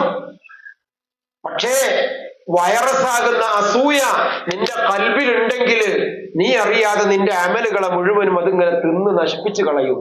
അള്ളാഹു നമ്മളെ കാക്കട്ടെ. ഇവിടെയാണ് നമ്മുടെ അമലുകൾ നാളെ പരലോകത്ത് നമുക്ക് നഷ്ടപ്പെടാൻ പാടില്ല. അതിനുള്ള സംസ്കരണത്തിന് എന്തൊക്കെയാണോ അതിനുള്ള എതിരായി വരുന്ന ഈ കളകളൊക്കെ നമ്മൾക്ക് പറിച്ചു കളഞ്ഞേ പറ്റൂ. ആ കറകളെ നമുക്ക് നീക്കം ചെയ്തേ പറ്റൂ. ഇത് വളരെ ഗൗരവമുള്ള വിഷയമാണ്. ഒരു കഥ നിങ്ങൾ എപ്പോഴും കേൾക്കാറില്ലേ? നബി പറഞ്ഞു, നബി സഹാബത്തൊക്കെ അങ്ങനെ ഇരിക്കുകയാണ്. അപ്പൊ റസൂലുള്ളാഹി പറഞ്ഞു, ഒരാളിപ്പോ കയറി വരും, അയാൾ സ്വർഗത്തിലാണ്. നിങ്ങളിൽ പലരും അത് കേട്ടിട്ടുണ്ടായിരിക്കും. അയാൾ സ്വർഗത്തിലാണെന്ന് പറഞ്ഞു റസൂലുള്ളാഹി. അപ്പോ ഒരാളിങ്ങനെ കയറി വരുന്നുണ്ട്, ഉടുത്തിട്ട് താടിമ്മ കൂടെ വെള്ളം ഇങ്ങനെ ഉറ്റുന്നുണ്ട്, ഇടത്തെ കയ്യിൽ ചെരുപ്പും പിടിച്ചിട്ടുണ്ട്. സ്വഹാബത്ത് ആ രംഗം പോലും നമുക്ക് റിപ്പോർട്ട് ചെയ്യുന്ന ആ സ്വഹാബി പറഞ്ഞുതരാം. അങ്ങനെ 3 തവണ റസൂൽ ഇദ്ദേഹത്തെ കുറിച്ചത് പറഞ്ഞു. അബ്ദുല്ലാഹി ഇബ്നു അംർ ഇബ്നു ആസ് ആണെന്നാണ് എൻ്റെ ഓർമ്മ. ഇദ്ദേഹത്തിന്റെ പിന്നാലെ കൂടി ഇദ്ദേഹത്തിന്റെ ജീവിതം പഠിക്കാൻ. ഇദ്ദേഹം സ്വർഗാവകാശികളിൽപ്പെട്ട ആളാണെന്ന് നബി പറയണമെങ്കിൽ ഇദ്ദേഹത്തിന്റെ ജീവിതം ഒന്ന് പഠിക്കണമല്ലോ.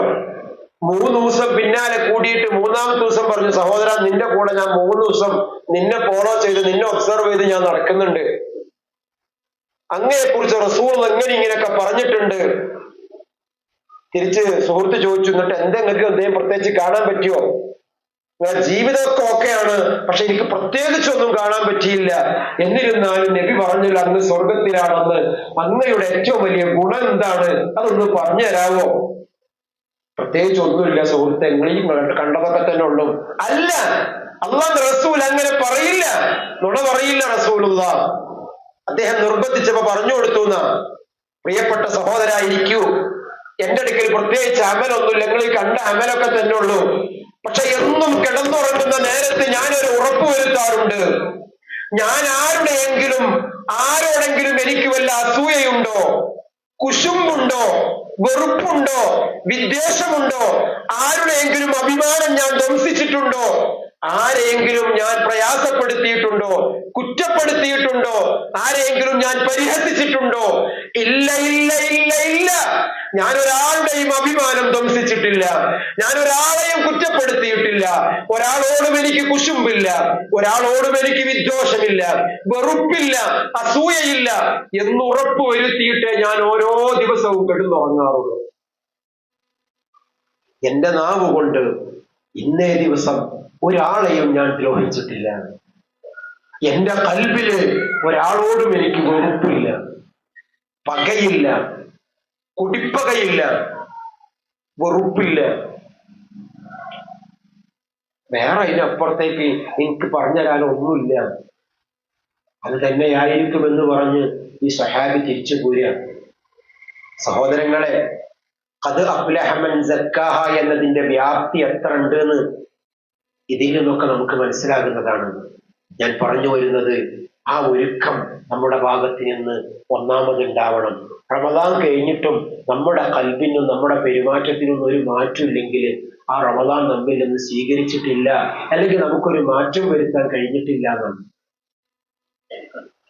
റസൂലുള്ളാഹി സ്വല്ലല്ലാഹു അലൈഹി വസല്ലം പറയാണ്, മൻ ലം യദഅ ഖൗല അസ്സൂരി വൽ അമലു ബി ഫലൈസ ലില്ലാഹി ഹാജതൻ ഫീ അൻ യദഅ തആമഹു വശറാബഹു.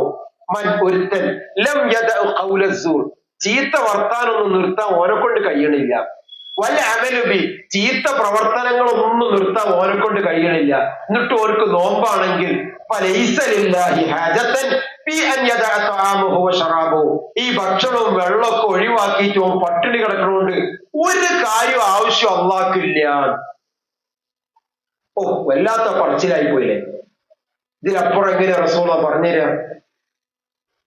ചീത്ത വർത്താനം, ചീത്ത പെരുമാറ്റം, ചീത്ത സ്വഭാവം ഒന്നും ഓനിലൊരു മാറ്റാൻ ഓനക്ക് കഴിയണില്ല.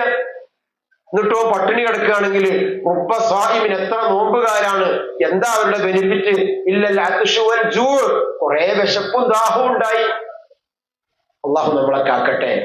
അതുകൊണ്ട് തന്നെ പള്ളക്ക് മാത്രം നോമ്പ് പോരാ, കൽബിനും കണ്ണിനും കാതിനും നാവിനും നോമ്പുണ്ടാവണം എന്നാണ് പറഞ്ഞതിന്റെ ചുരുക്കം. അത് ഉണ്ടാക്കാൻ കഴിയണം നമ്മുടെ നോമ്പുകൾക്ക്. അങ്ങനെയുള്ള നോമ്പുകാരന് അള്ളാഹുവിന്റെ റസൂല് പറയാണ്, 8 വാതിലുകളുണ്ട്. അതിൽ റയ്യാൻ എന്നൊരു വാതിലുണ്ട്. ആ റയ്യാനിലൂടെ കയറി പോകുന്നത് നോമ്പുകാർ മാത്രാണ്. അസ്സൗമുലി, ഈ പറയപ്പെട്ട രീതിയിലുള്ള നോമ്പ് അവരെടുത്തത് എനിക്ക് വേണ്ടിയാണ്, വേറൊന്നിനു വേണ്ടിയല്ല. തറക ശഹവതഹു വതആമഹു വശറാബഹു ലിഅജ്ലി, അവന്റെ വികാരങ്ങളെ, അവന്റെ വിചാരങ്ങളെ, അവന്റെ തോന്നിവാസങ്ങളെ, അവന്റെ നാവ് ചൊറിഞ്ഞു വരുന്നത്, അതൊക്കെ വികാരങ്ങളിൽ പെടും. എനിക്കതൊന്നും ആരോടെങ്കിലും പറയാഞ്ഞിട്ട് ഒരു വല്ലാത്തൊരു സമാധാനക്കേടെന്ന് പറഞ്ഞാൽ മതി ചിലപ്പോ. അങ്ങനെ കണ്ണുകളെയും അവന്റെ വിചാരങ്ങളെയും ചിന്തകളെയും അവനിഷ്ടപ്പെട്ട ഭക്ഷണമൊക്കെ അവൻ ഒഴിവാക്കിയത് ആർക്ക് വേണ്ടിയാ? എനിക്ക് വേണ്ടിയാണ്. അതുകൊണ്ട് തന്നെ ഞാൻ അവന് വേണ്ടി പ്രതിഫലം കൊടുക്കും. അതെന്താന്ന് അള്ളാഹ് പറഞ്ഞിട്ടില്ല. അത്രക്ക് വലിയ പ്രതിഫലം. അത് കിട്ടണമെങ്കിൽ നമ്മളെ നോമ്പ് ഇങ്ങനത്തെ നോമ്പാവണം. ആ ഒരു വാശി നമുക്കുണ്ടാവാനാണ് നമ്മൾ അഹ്ല റമദാൻ പരിപാടി നടത്തുന്നത്. അതിന് നമ്മൾ ഇപ്പൊ തന്നെ ഒരുങ്ങാനാണ്. അതിന് വേണ്ടിയിട്ട് ഇപ്പൊ തന്നെ പ്ലാൻ ചെയ്യണം, ഗോള് സെറ്റ് ചെയ്യണം ഇപ്പൊ തന്നെ. എങ്ങനെ പ്ലാൻ ചെയ്യാം? നമ്മളെല്ലാ കാര്യവും പ്ലാൻ ചെയ്യുന്ന കാലഘട്ടമാണല്ലോ ഇപ്പോ. മുൻകൂട്ടി നമ്മൾ പ്ലാൻ ചെയ്യും. ഇക്കൊൽ മാസത്തെ റമദാന് നമുക്ക് എങ്ങനെയാവണം മക്കളെ? ഉമ്മയും മക്കളും ഉപ്പയും എല്ലാരും കൂടി വീട്ടിലിരുന്ന് പ്ലാൻ ചെയ്യാം. ആ പ്ലാൻ ചെയ്യുന്നതിന്റെ ഇടയിൽ ചിലപ്പോൾ ഒരുത്തന്ന് നമുക്ക് ആദ്യത്തെ 10 ദിവസം സമൂസ ആക്കാന്നൊക്കെ പറയും. ഓനോട് പറയാം, അത് നമുക്ക് അവിടെ അതിലേക്ക് വരുന്നേ ഉള്ളൂ എന്ന് പറഞ്ഞ് ആദ്യത്തെ പ്ലാനിങ്ങില് ആ പ്ലാന് ഓരോ ദിവസത്തെയും പ്ലാൻ ഉണ്ടാക്കണം നമ്മൾ. പരമാവധി എനിക്ക് പറയാനുള്ള എന്താ നിങ്ങളോട്, പരമാവധി പള്ളിയെ ഇൻക്ലൂഡ് ചെയ്യാം നമ്മുടെ ജീവിതത്തിലേക്ക്. ഒരു നല്ലൊരു ഓപ്ഷൻ അതാണ്, ബെറ്റർ ഓപ്ഷൻ അതാണ്. ആണുങ്ങളും പെണ്ണുങ്ങളും ഇത്താത്താരും കയ്യുള്ളവരൊക്കെ പള്ളി തിരഞ്ഞെടുക്കാം. കുറച്ച് പേടി ഉണ്ടാവും നമുക്ക് ഇനി കുറച്ച് നാട്ടുവർത്താനത്തിലേക്ക് വരാം. നമ്മളിതൊക്കെ പറഞ്ഞാലും ഇനി നമ്മക്കെന്താ മാർഗം? ബെറ്റർ ഓപ്ഷൻ പള്ളിയാണ്. ശരിയല്ലേ ഞാൻ പറഞ്ഞത്? എന്താ നിങ്ങളെ അഭിപ്രായം? നിങ്ങളെന്തൊന്നും ഉണ്ടാത്തത് ശരിയല്ലേ? പള്ളിയാണ് ബെറ്റർ ഓപ്ഷൻ. പള്ളി സജീവമാക്കുക. രാവിലെ തന്നെ പറ്റുമെങ്കിൽ സുബഹിക്ക് പള്ളിയിൽ പോവുക. അതെങ്ങനെ? ഇക്കാക്കാരെ പറഞ്ഞയച്ചിട്ട് നമ്മൾ കിടന്നുറങ്ങല്ല, നമ്മളൊക്കെ പോവാ. 60-70 വയസ്സുള്ള ഉപ്പയും ഉമ്മയും ഒന്നിച്ചിങ്ങനെ നടന്നു വരുന്നുണ്ട് പള്ളിക്ക് സുബഹിക്ക്. ആളുകള് അവർക്ക് പേരിട്ടത് ഇണക്കുരുവികൾ എന്നാണ്. 65 വയസ്സായിക്കണം മൂപ്പര് യാമ്പൂന്ന് കുടുംബം തന്നെ. നമ്മളെ മീൻകടയിലുണ്ടായിരുന്ന വൈദ്യുകുട്ടിയാക്കാനെ ചിലപ്പോ സിറാജ് മാഷക്കും ഷീഖാക്കൊക്കെ അറിയായിരിക്കും. 65 വയസ്സിലാണ് മൂപ്പര് അവിടുന്ന് വിടുന്നത് തന്നെ. ഇപ്പോഴും മൂപ്പരും പെണ്ണുങ്ങളും കൂടെ സുബഹിക്ക് പള്ളിയിൽ ഏകദേശം ഒരു 1/2 കിലോമീറ്റർ നടക്കാണ്ട് പോലും ഇങ്ങനെ ആടി വരുന്ന, റമദാനില് മാത്രമല്ല, ഇല്ലാത്ത സന്തോഷമാണ്. ഉണ്ടായിരുന്നു ഇപ്പൊ ഉണ്ടോന്ന് എനിക്കറിയില്ല. അള്ളാഹു അവർക്ക് ആഫിയത്ത് കൊടുക്കട്ടെ. നമ്മളിൽ ഒതുങ്ങാണ് പലപ്പോഴും. പള്ളികൾ അടുത്തുണ്ട്. അള്ളാന്റെ റസൂലിന്റെ ഭാര്യമാര് പോലും ഒരു റസൂൽ പള്ളിയിൽ ഇങ്ങനെ ഒരു കയറ് കണ്ടു. ഇതെന്താ ഒരു കയറ് പള്ളിയിൽ? ഒരു തൂണുമെന്ന് മറ്റേ തൂണുമ്പോ ഇങ്ങനെ കെട്ടിക്കുക. അപ്പൊ റസൂലുള്ളാഹിനോട് പറഞ്ഞു, അത് ഹബില് സൈനബിന്റെ കയർ. സൈനബിന് കയറോ? സൈനബ് എന്റെ പെണ്ണുങ്ങളല്ലേ? നബി ചോദിക്കും, എന്റെ പെണ്ണുങ്ങൾ സൈനബന്നല്ലേ? നിങ്ങൾക്ക് ഇപ്പൊ അങ്ങനെ കയറ് പിടിച്ച് നിൽക്കേണ്ട ആ സാഹചര്യം ഇല്ലല്ലോ. അപ്പൊ റസൂലുള്ളാഹിനോട് പറയത്, സൈനബ് നിന്ന് നിസ്കരിച്ചിട്ട് കാല് കുഴങ്ങോളം നിസ്കരിക്കും, അപ്പൊ പിടിച്ചു നിൽക്കാനാണ്. അള്ളാഹു റസൂൽ പറഞ്ഞു, അത് അയച്ചു മാറ്റ്, അങ്ങനെ പ്രയാസപ്പെടണ്ട. ആയിഷ ബീവി പറയാണ്, ഇമാം മുസ്ലിം റിപ്പോർട്ട് ചെയ്യുന്ന ഹദീസിൽ കാണാം, കുന്ന നിസാഉൽ മുഅ്മിനാത്തി യശ്ഹദിന മഅ റസൂലില്ലാഹി സ്വല്ലല്ലാഹു അലൈഹി വസല്ലം സ്വലാത്തുൽ ഫജ്രി, ഫജ്ർ നമസ്കാരത്തിന് വരെ സ്വഹാബ വനിതകൾ റസൂലുള്ളാഹിന്റെ പള്ളിയിൽ വന്ന് വരാറുണ്ടായിരുന്നു, സുബഹിക്ക് വരെ. മുതലഫിയാത്തിൻ ബിമുറൂതിഹിൻ, അവരുടെ മൂടുപടങ്ങളൊക്കെ അവർ താഴ്ത്തിയിട്ടുകൊണ്ട്. ഈ ഹദീസ് റിപ്പോർട്ട് ചെയ്ത ഇമാം നവവി തങ്ങൾ, ഷാഫി മദ്ഹബിലെ 2ാം ഷാഫി എന്നറിയപ്പെടുന്ന ഇമാം നവവി തങ്ങൾ പറയാണ്, ഇരുട്ടത്ത് അവർ വരുമെങ്കിൽ പകലിൽ ഏതായാലും അവർക്ക് വരാലോ. എന്നിട്ടും ആ ഷാഫി മദ്ഹബ് വരാന്ന് പറഞ്ഞ മൊയ്ലിയന്മാര് പെണ്ണുങ്ങൾക്ക് പള്ളി ഹറാമാക്കാൻ നടക്കണത് വേറെ വിഷയം. അത് നമുക്ക് വേറെ ചർച്ച ചെയ്യാം. ഞാൻ പറഞ്ഞു വന്നത്, ഉപ്പയും ഉമ്മയും ഇക്കയും ഇത്തയും മക്കളും എല്ലാവരും കൂടെ പള്ളിയിലേക്ക് വരട്ടെ. ജമാഅത്തിന് പള്ളികളിലാവട്ടെ, പരമാവധി പള്ളികൾ, കുടുംബ സദസ്സുകളിൽ ഖുർആൻ പാരായണങ്ങൾ നടക്കട്ടെ. ഒറ്റയ്ക്ക് ഇരുന്നുള്ള അമലുകളെക്കാൾ അപ്പുറം റസൂൽ പറഞ്ഞല്ലോ, അർശിന്റെ തണൽ ലഭിക്കുന്ന 7 വിഭാഗം ഖൽബുഹു മുഅല്ലഖും ബിൽ മസാജിദ്, എപ്പോഴും പള്ളിയുമായി അവരുടെ ഖൽബ് ബന്ധപ്പെടുന്ന, അവിടെ റജുൽ എന്ന് പറഞ്ഞ ആണ് എന്നുള്ള അർത്ഥത്തിലല്ല, അവിടെ വ്യക്തി എന്നുള്ള അർത്ഥത്തിലാണ്. അങ്ങനെ വാക്കുകൾ ഹദീസുകൾ ധാരാളമുണ്ട്. മാത്രല്ല അള്ളാന്റെ റസൂല് മുന്നിൽ മയ്യത്തില്ലാതെ നിസ്കരിച്ചത് ഏതാ നിസ്കാരം എന്ന് പറയുന്നത്? 2 നിസ്കാരമാണ്. ഒന്ന്, നജ്ജാശി രാജാവ് മരിച്ചപ്പോ അള്ളാഹ് വഹീന്റെ അടിസ്ഥാനത്തിൽ അറിയിച്ചു കൊടുത്തു, നബി നമസ്കരിച്ചു. കാരണം അവിടെ നജ്ജാശി രാജാവിന് വേണ്ടി ആരും നിസ്കരിച്ചിട്ടില്ല. കാരണം അവിടെ ആകെ മുസ്ലിം ആരേ ഉള്ളൂ? നജ്ജാശി മാത്രമേ ഉള്ളൂ. രണ്ടാമത്, മുന്നിൽ മയ്യത്തില്ലാതെ നബി നിസ്കരിച്ച നിസ്കാരം ഏതാന്ന് പറയും സഹോദരിമാരെ നിങ്ങൾക്ക്? പള്ളി അടിച്ചു വാരിയിരുന്ന, പള്ളി പരിപാലനം നടത്തിയിരുന്ന ഒരു പെണ്ണുണ്ടായിരുന്നു, ഒരു സഹോദരി. അവരെ കണ്ടില്ല. റസൂൽ ചോദിച്ചു, എവിടെ പോയി നമ്മളെത്താ? താത്ത മരിച്ചു പോയല്ലോ നബിയെ. അപ്പരാതന്തുമൂനി, നിങ്ങൾ എന്താ എന്നെ അറിയിക്കാഞ്ഞി? നബിയെ ഇന്നലെ രാത്രിയാണ് മരിച്ചത്, രാത്രിയല്ലേ, നബിയെ പ്രയാസപ്പെടുത്തണ്ടെന്ന് കരുതി ഞങ്ങൾ എന്ത് ചെയ്തു? കുളിപ്പിച്ചു, കഫൻ ചെയ്തു, മറവ് ചെയ്തു. ദല്ലൂനിയല ഖബരിഹ, അവരെ ഖബറൊന്ന് എനിക്ക് കാണിച്ചുക. റസൂലുള്ള ഖബറിന്റെ അരികിൽ, ആ പച്ച മണ്ണുള്ള ഖബറിന്റെ അരികിൽ പോയി റസൂലുള്ള മുന്നിൽ മയ്യത്തില്ലാതെ ആ ഖബറിന്റെ അരികിൽ നിന്ന് മയ്യത്ത് നിസ്കരിച്ചു.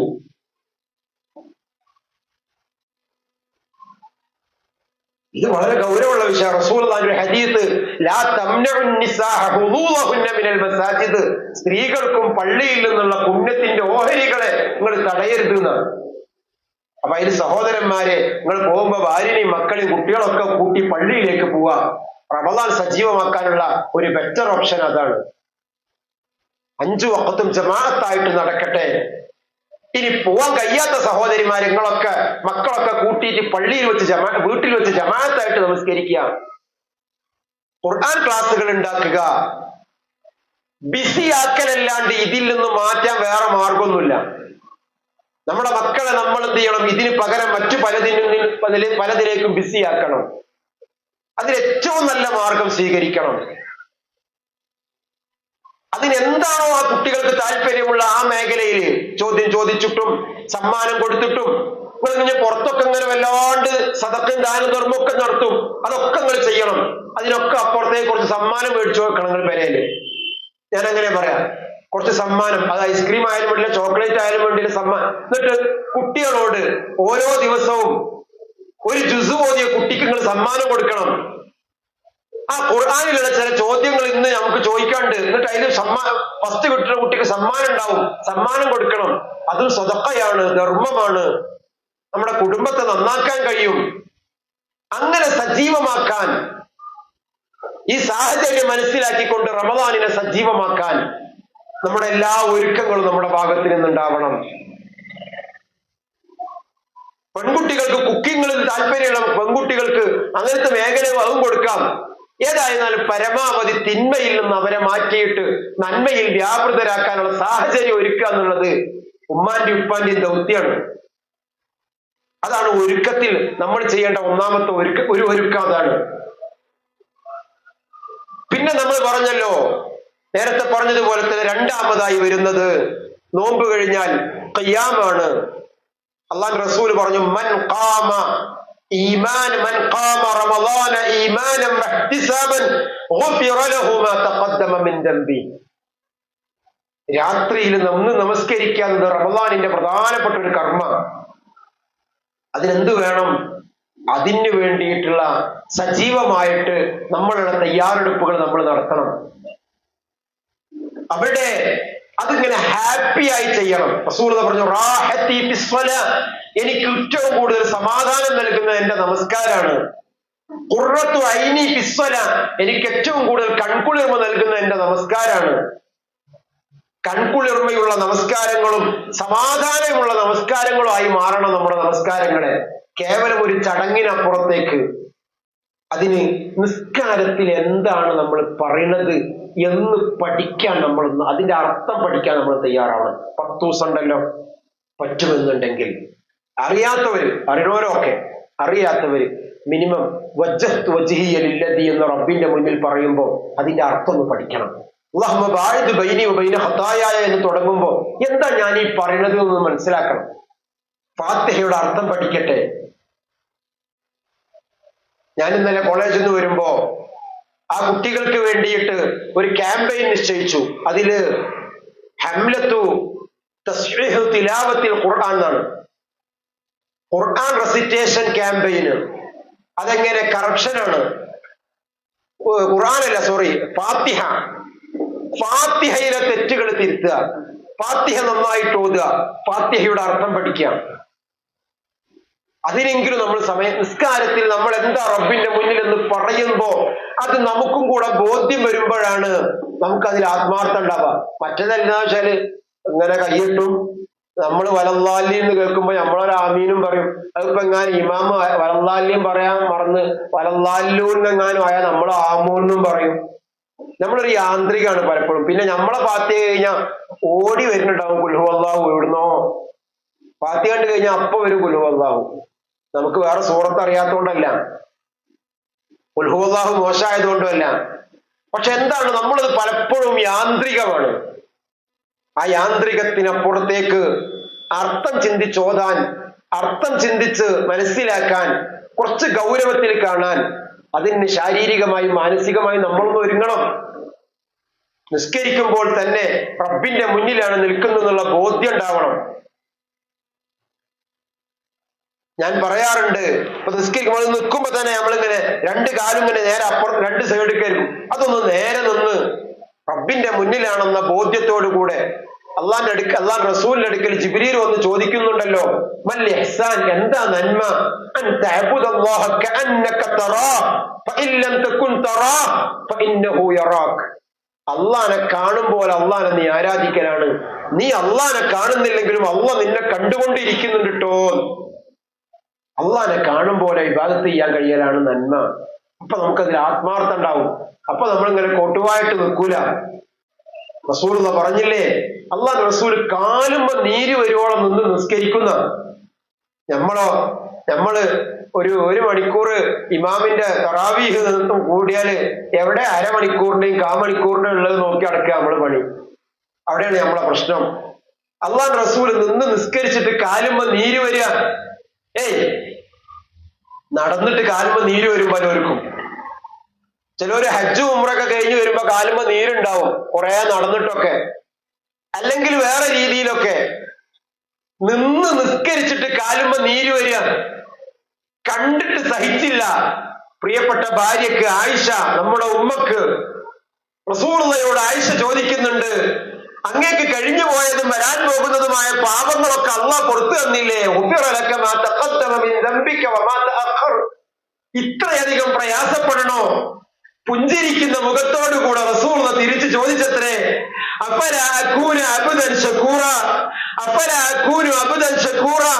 ഞാനൊരു നന്ദിയുള്ള അടിമയാവണ്ടേ ആയിഷ? ആരാണ് ഈ പറയുന്നത് എന്ന് പറയുന്നത്? അള്ളാന്റെ റസൂലിക്ക് പായെന്ന്, കിടക്കപ്പായ എന്ന് പറയാൻ പറ്റൂല.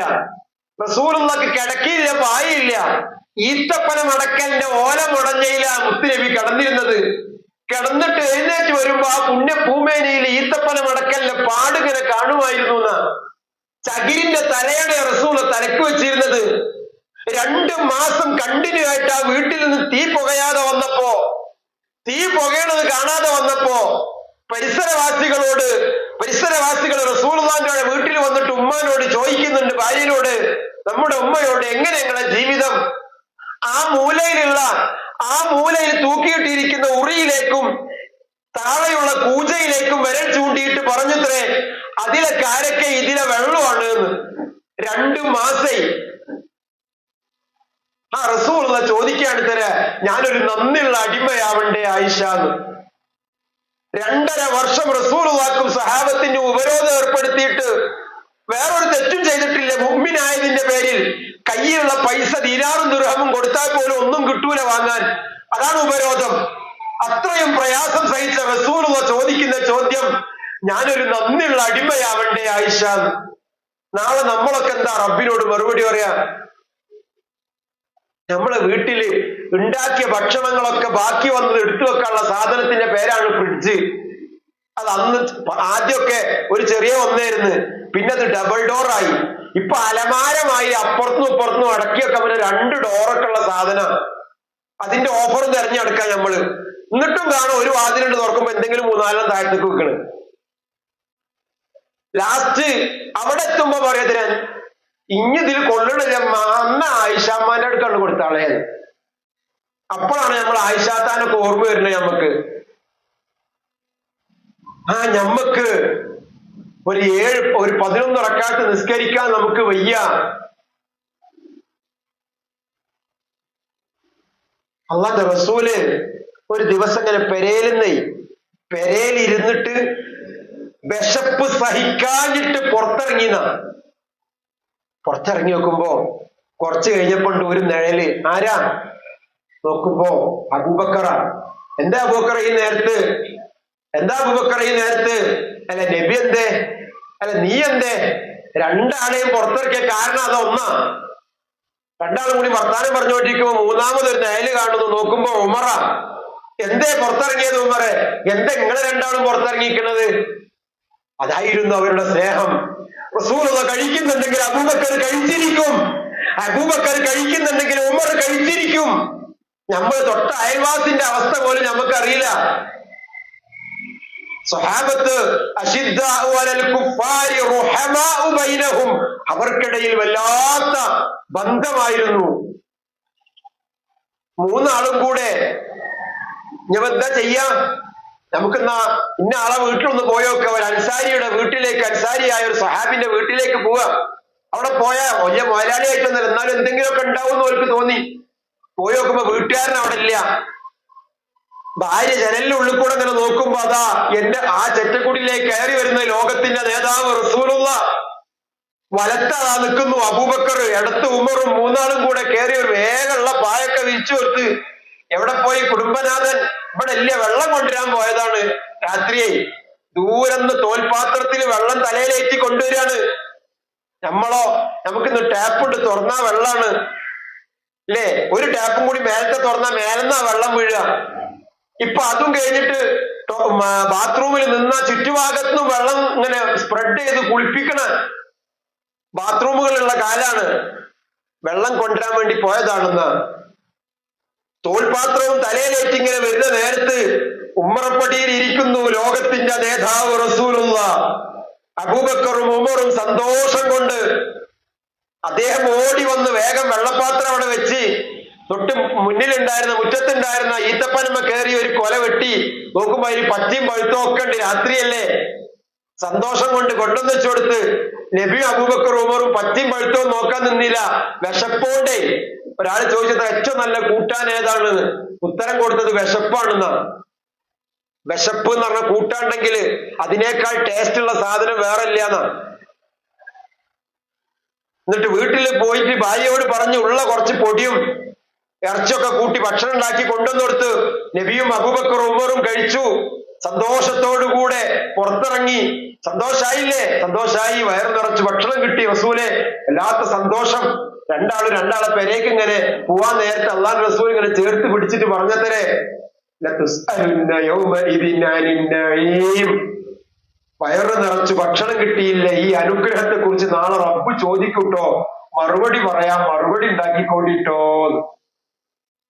നമ്മളൊക്കെ എന്താ നാളെ റബ്ബിനോട് മറുപടി പറയാം? ഒരു ദിവസം പോലും വിശന്നിട്ടുണ്ടോ നമുക്ക്?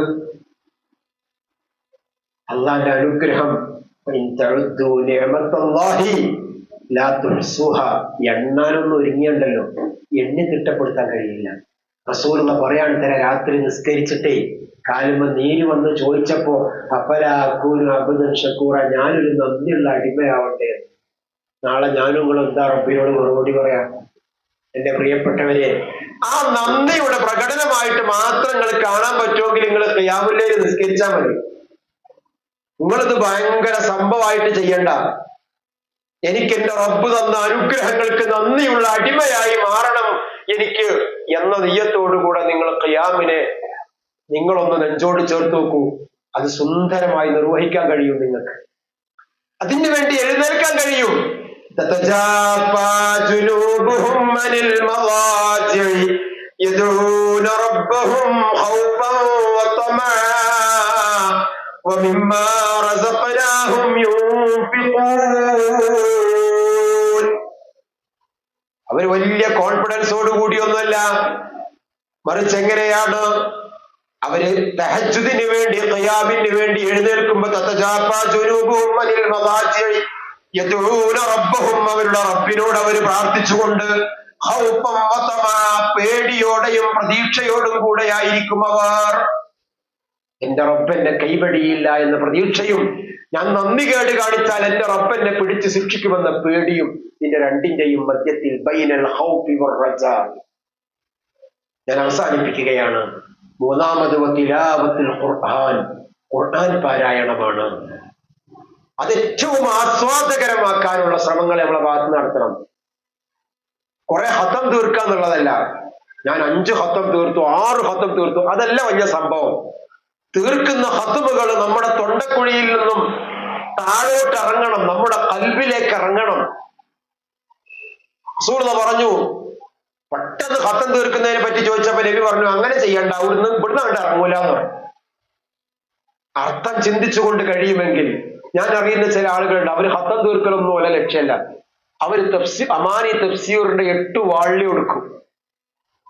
എന്നിട്ട് എത്രയാണോ കഴിയുന്നത് ആ ആയത്തുകള്, ആ അർത്ഥവും അതിന്റെ വ്യാഖ്യാനവും അർത്ഥസഹിതം പഠിച്ചു പോകും. ബാക്കിയുള്ളത് അവർ ഷഅബാനിൽ കണ്ടിന്യൂ ചെയ്യും. അവര് ഷവ്വാലിൽ കണ്ടിന്യൂ ചെയ്യും. പിന്നെ അത് ദുൽഖഅദിലും ദുൽഹിജ്ജയിലുമായിട്ട് ബാക്കി അവരവിടെ തീർക്കും. അങ്ങനെയുള്ള ആളുകളുണ്ട്. ഖത്തം തീർക്കുക എന്നതിനേക്കാൾ അപ്പുറം ഖുർആൻ വറത്തിൽ ഖുർആന തർത്തീല, അങ്ങനെ ഖത്തം തീർക്കാൻ കഴിയുമെങ്കിൽ ഏറ്റവും നല്ലതാണ്. അൽ മാഹിറു ഫിൽ ഖുർആനി മഅസ്സഫറത്തിൽ കിറാമിൽ ബററ. റസൂൽ പറഞ്ഞു, ഉന്നതന്മാരുടെ കൂടെയാണ് സ്വർഗത്തിൽ ഖുർആനിലെ നൈപുണ്യം നേടിയ നിപുണന്മാർ, നിപുണകൾ. റസൂൽ രണ്ടാമത് പറഞ്ഞു, പിന്നെ ചില ആൾക്കാരുടെ തപ്പിത്തടഞ്ഞിട്ടാണ് ഓതുക. ഓല കാര്യം പോക്കാണെന്ന് നബി പറഞ്ഞില്ല. ലഹു അജ്റാനി, അവർക്ക് 2 പ്രതിഫലം ഉണ്ടെന്ന. ഒന്ന് ഓതിയതിന്റെ പ്രതിഫലവും മറ്റു പ്രയാസം അനുഭവിച്ചതിന്റെ പ്രതിഫലവും. സുബ്ഹാനല്ലാഹ്, അതാണ് ഖുർആൻ. സത്യവിശ്വാസികളെ കുറിച്ച് പറഞ്ഞപ്പോ ഇദാ ദുക്കിറല്ലാഹ്, അള്ളാഹിനെ കുറിച്ച് പറയപ്പെട്ടാൽ വജിലത്തു ഖുലൂബുഹും, അവരുടെ ഹൃദയങ്ങൾ പിടപെടക്കും. വഇദാ തുലിയത് അലൈഹിം ആയാതുഹു, അള്ളാന്റെ ആയത്തുകൾ ഓതി കേൾപ്പിക്കപ്പെട്ടാലോ സാദത്തുഹും ഈമാന, അവരുടെ ഈമാന് വർദ്ധിക്കും. വഅലാ റബ്ബിഹിം യതവക്കലൂൻ, എനിക്ക് എന്റെ റബ്ബ് മതി എന്ന അർപ്പണ ബോധത്തിൽ റബ്ബിൽ തവക്കുലാക്കി അവരെ മുന്നോട്ട് പോകും. അള്ളാഹു അക്കൂട്ടത്തിൽ നമ്മെ ഉൾപ്പെടുത്തുമാറാകട്ടെ. അതിനു വേണ്ടി ഒരുങ്ങാൻ, പണിയെടുക്കാൻ, പ്ലാൻ ചെയ്യാനുള്ളതാണ് ഈ ബാക്കിയുള്ള ദിവസങ്ങൾ. എങ്ങനെയാവണം എന്റെ റമദാൻ, എന്റെ ഖിയാമ്, എന്റെ തിലാവത്തുൽ ഖുർആൻ, എന്റെ നോമ്പ്, എന്റെ രാവിലെ, എന്റെ ഉച്ചയും, എന്റെ വൈകുന്നേരവും, എന്റെ രാത്രിയും ഒക്കെ എങ്ങനെ എന്നതിനെ കുറിച്ച് കൃത്യമായ ഒരു പ്ലാൻ ചെയ്ത് മുന്നോട്ട് പോകാൻ തുനിയുക. അതിന്റെ അല്ലാഹു തആല തൗഫീഖ് നൽകുമാറാകട്ടെ. ആ അമലുകൾ അധികരിപ്പിക്കാൻ അല്ലാഹു നമുക്ക് തൗഫീഖ് നൽകുമാറാകട്ടെ. اللهم أعنا على ذكرك وشكرك وحسن عبادتك. ربنا آتنا في الدنيا حسنة وفي الآخرة حسنة وقنا عذاب النار. وآخر دعوانا أن الحمد لله رب العالمين. എന്തെങ്കിലും റമദാനുമായി ബന്ധപ്പെട്ട് സംശയങ്ങൾ ഉണ്ടെങ്കിൽ കുറഞ്ഞ സമയത്തിനുള്ളിൽ ചോദിക്കാം. ഇല്ലെങ്കിൽ നിങ്ങൾ ഉണ്ടാക്കി ചോദിക്കും വേണ്ട, അതും കൂടെ പറഞ്ഞ് നമുക്ക് അവസാനിപ്പിക്കാം.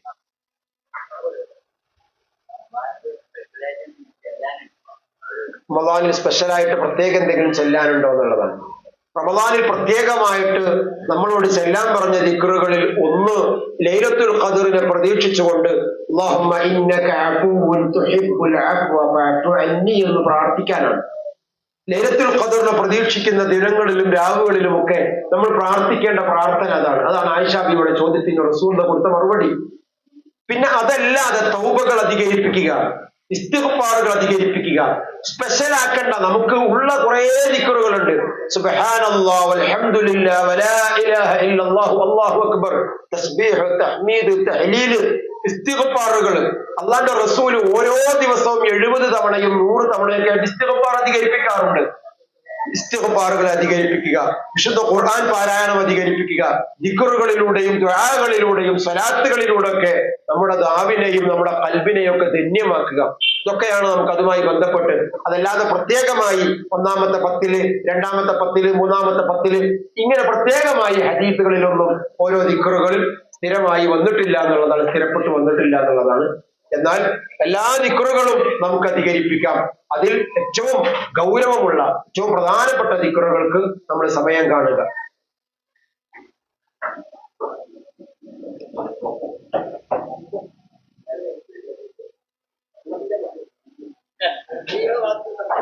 പറഞ്ഞോളൂ.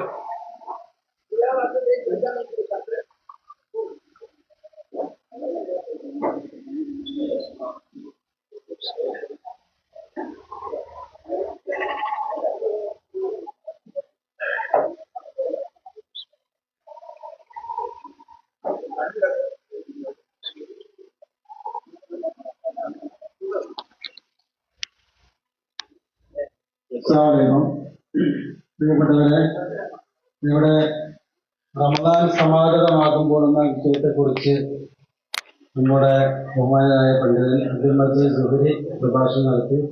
അദ്ദേഹത്തിന് നന്ദി അറിയിക്കുകയാണ്. അതുപോലെ തന്നെ ഇവിടെ ഈയൊരു പരിപാടിക്ക് വേണ്ടി നമുക്ക് സൗകര്യം ചെയ്യുന്ന പെരുവാരക്കൽ അബുമാഷയുടെ മകൻ മുസ്തഫ, അതുപോലെ തന്നെ സിറാജ് മാഷ്, ഇവർക്കുള്ള പ്രത്യേക നന്ദി ഈ സന്ദർഭത്തിൽ രേഖപ്പെടുത്തുന്നു. അല്ലാഹു അവർക്ക് ഇത്തരം ഒരു സംവിധാനം ഒരുക്കി തന്നതിന് തക്കതായ പ്രതിഫലം നൽകുമാറാകട്ടെ എന്ന് പ്രാർത്ഥിക്കുന്നു. അതുപോലെ തന്നെ നോമ്പിന് നമ്മൾ സാധാരണ നമ്മുടെ ഉദരമാട് മഹല്ല് പള്ളിയിൽ ക്ലാസ് ഉണ്ടാവാറുണ്ട്. ഈ വർഷവും ഇൻഷാ അല്ലാഹ് 16 ക്ലാസ്സുകൾ ഉണ്ടാവും. ഇടവിട്ട ദിവസങ്ങളിൽ എല്ലാവരും ആ ക്ലാസ്സുകളിൽ പരമാവധി പങ്കെടുക്കാൻ വേണ്ടി ശ്രമിക്കണം. വഹർ നമസ്കാരത്തിന് ശേഷമായിരിക്കും ക്ലാസ് ഉണ്ടാവുക. അതുപോലെ തന്നെ ഈ വരുന്ന 16-ാം തീയതി വലിയോറ ചെനക്കലിൽ വെച്ച് കേന്ദ്രം വേങ്ങര മണ്ഡലം സമിതി സംഘടിപ്പിക്കുന്ന ഖുർആൻ സമ്മേളനം നടക്കുകയാണ്. ചെനക്കല് സ്കൂളിന്റെ സമീപത്തുള്ള വിശാലമായ ഗ്രൗണ്ടിൽ വെച്ചിട്ടാണ്. അതുകൊണ്ട് തന്നെ സ്ത്രീകൾക്കും ഒക്കെ അവിടെ പങ്കെടുക്കാനുള്ള സൗകര്യം, വിശാലമായ സൗകര്യം ഒരുക്കിയിട്ടുണ്ട്. എല്ലാവരും ആ പരിപാടിയിൽ പങ്കെടുക്കണം. കേന്ദ്രയുടെ സംസ്ഥാന വൈസ് പ്രസിഡന്റ് ഡോക്ടർ ഹുസൈൻ മടവൂരാണ് ആ പരിപാടി ഉദ്ഘാടനം ചെയ്യുന്നത്. യുവ പ്രഭാഷകനും പണ്ഡിതനുമായിട്ടുള്ള സലാഹുദ്ദീൻ ഷേരി ആ പരിപാടിയിൽ മുഖ്യ പ്രഭാഷണം നിർവഹിക്കും. അതുകൊണ്ട് തന്നെ നമ്മുടെ സമീപത്തുള്ള ഒരു പരിപാടി എന്നുള്ള നിലക്ക് എല്ലാവരും ആ പ്രോഗ്രാമിൽ സജീവമായി പങ്കെടുക്കണമെന്ന് അറിയിച്ചിട്ടുണ്ട്. മഗ്‌രിബ് നമസ്കാരത്തിന് ശേഷമാണ് പരിപാടി നടക്കുക. പിന്നെ ഇവിടെ നമ്മൾ കഴിഞ്ഞ റിയാദ് 5 മണിക്കാണ് പ്രോഗ്രാം ആരംഭിക്കുന്ന. ഉദ്ഘാടന പരിപാടി 5 മണിക്കാണ്. അപ്പൊ അതുകൊണ്ട് തന്നെ എല്ലാവരും ആ സ്ഥലത്തെത്തും. അതുപോലെ തന്നെ പിന്നെ വനിതകൾക്ക് വേണ്ടി അതേ ദിവസം 16-ാം തീയതി 4 മണിക്ക് ആയിഷ ചെറുമുക്കിന്റെ ഒരു ക്ലാസ്സും അവിടെ വെച്ച് നടക്കുന്നുണ്ട്. അപ്പൊ സ്ത്രീകളും ആ പരിപാടിയിൽ പങ്കെടുക്കാം. പിന്നെ റിയാദ് ആസ്ഥാനമായി നടക്കുന്ന ലൈംഗിക ഖുർആൻ പിന്നെ പരീക്ഷ പിന്നെ ഒരു പ്രാവശ്യം എങ്കിലും ഖുർആൻ അർത്ഥസഹിതം വായിക്കാൻ ഉദ്ദേശിക്കുന്ന തരത്തിലുള്ള ഒരു പദ്ധതിയാണ്. അതിന്റെ 9ാം ഘട്ടം പിന്നെ ജുസ് 22 സൂറത്തു സജദ, അഹ്സാബ്, സബർ എന്നീ 3 സൂറത്തുകളാണ് ഉൾപ്പെടുത്തിയിട്ടുള്ളത്. സാധാരണ പോലെ രജിസ്റ്റർ നടന്നുകൊണ്ടിരിക്കുന്നുണ്ട്. അതിനുവേണ്ട അമാനി മുറയുടെ തഫ്സീറിൽ നിന്നുള്ള ഈ 3 സൂറത്തുകളുടെ പരിഭാഷ രജിസ്റ്റർ ചെയ്യുന്നതിന്റെ കൂടെ വിതരണം ചെയ്യുന്നുണ്ട്. രജിസ്ട്രേഷൻ ഫീസ് 80 രൂപയാണ്. നമ്മുടെ അസീനാറാക്കിയാണ് അതിന്റെ കാര്യങ്ങളൊക്കെ ചെയ്യുന്നത്. അപ്പോൾ അസീനാറാക്കിയുമായി സമീപിക്കാം. 80 രൂപ കൊടുത്താൽ അസീനാറാക്കിയുടെ പുസ്തകം തരും, അത് പഠിക്കാം. പിന്നെ ഓൺലൈനായും ഓഫ്ലൈനായും പരീക്ഷ നടത്തുന്നു. അടുത്ത പരീക്ഷ നമ്മുടെ മദ്രസയിൽ വെച്ച് നവംബർ 1-ാം തീയതി നടക്കുന്നുണ്ട്. ഇപ്പൊ കഴിഞ്ഞ പരീക്ഷയിൽ വിജയിച്ച ആളുകൾക്ക്, അതിൽ 1, 2, 3 സ്ഥാനം നേടിയ ആളുകൾക്ക് ഇവിടെ സമ്മാന വിതരണം നമ്മുടെ പ്രസിഡന്റ്, ഗവൺമെന്റിന്റെ ഉദയമാട് ശാഖ പ്രസിഡന്റ് OP ഫൈറുന്നീസ, MGMന്റെ മണ്ഡലം സെക്രട്ടറി OP ഫൈറുന്നീസ അവർ നൽകുന്നുണ്ട്. അപ്പോ അവര് ഈ വിളിക്കുന്ന ആളുകൾ എന്ത് ചെയ്യണം? ആ സമ്മാനം ഏറ്റുവാങ്ങണം. 1-ാം സ്ഥാനം 2 പേരും പങ്കിട്ടിട്ടുണ്ട്. 1-ാം സ്ഥാനത്തിൽ ഒന്ന് VK ഹസീന, ഉച്ചാവാന്റെ ഭാര്യ ഹസീന അവരുടേതാണ്. അവരെ ആ സമ്മാനം ഏറ്റുവാങ്ങണം അറിയിക്കുന്നു.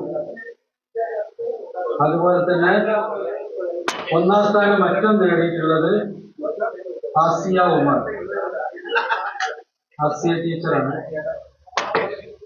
2 പേരും അത് ഒന്ന് വായിക്കാം.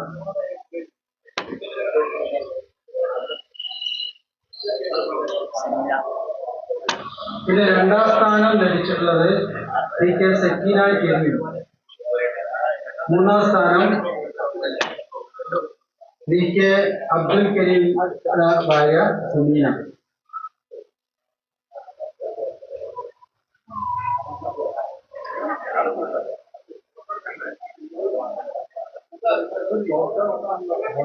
കുട്ടികളുടെ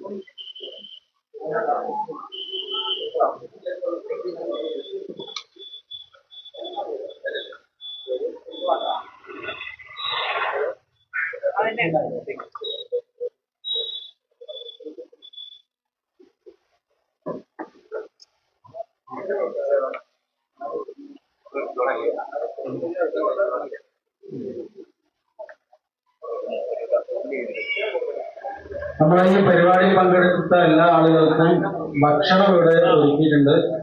എല്ലാവരും ഭക്ഷണം കഴിച്ചതിന് ശേഷം മാത്രമേ പോകാൻ പാടുള്ളൂ എന്ന് പറയാം. ബാക്കി ആളുകൾ 16 പേരാണ് ഇവിടെ സർട്ടിഫിക്കറ്റ് ഏറ്റുവാങ്ങാനുള്ളത്. മറ്റുള്ള ആളുകൾക്ക് അതിനായിട്ട് സർട്ടിഫിക്കറ്റ് വിതരണം ചെയ്യണം.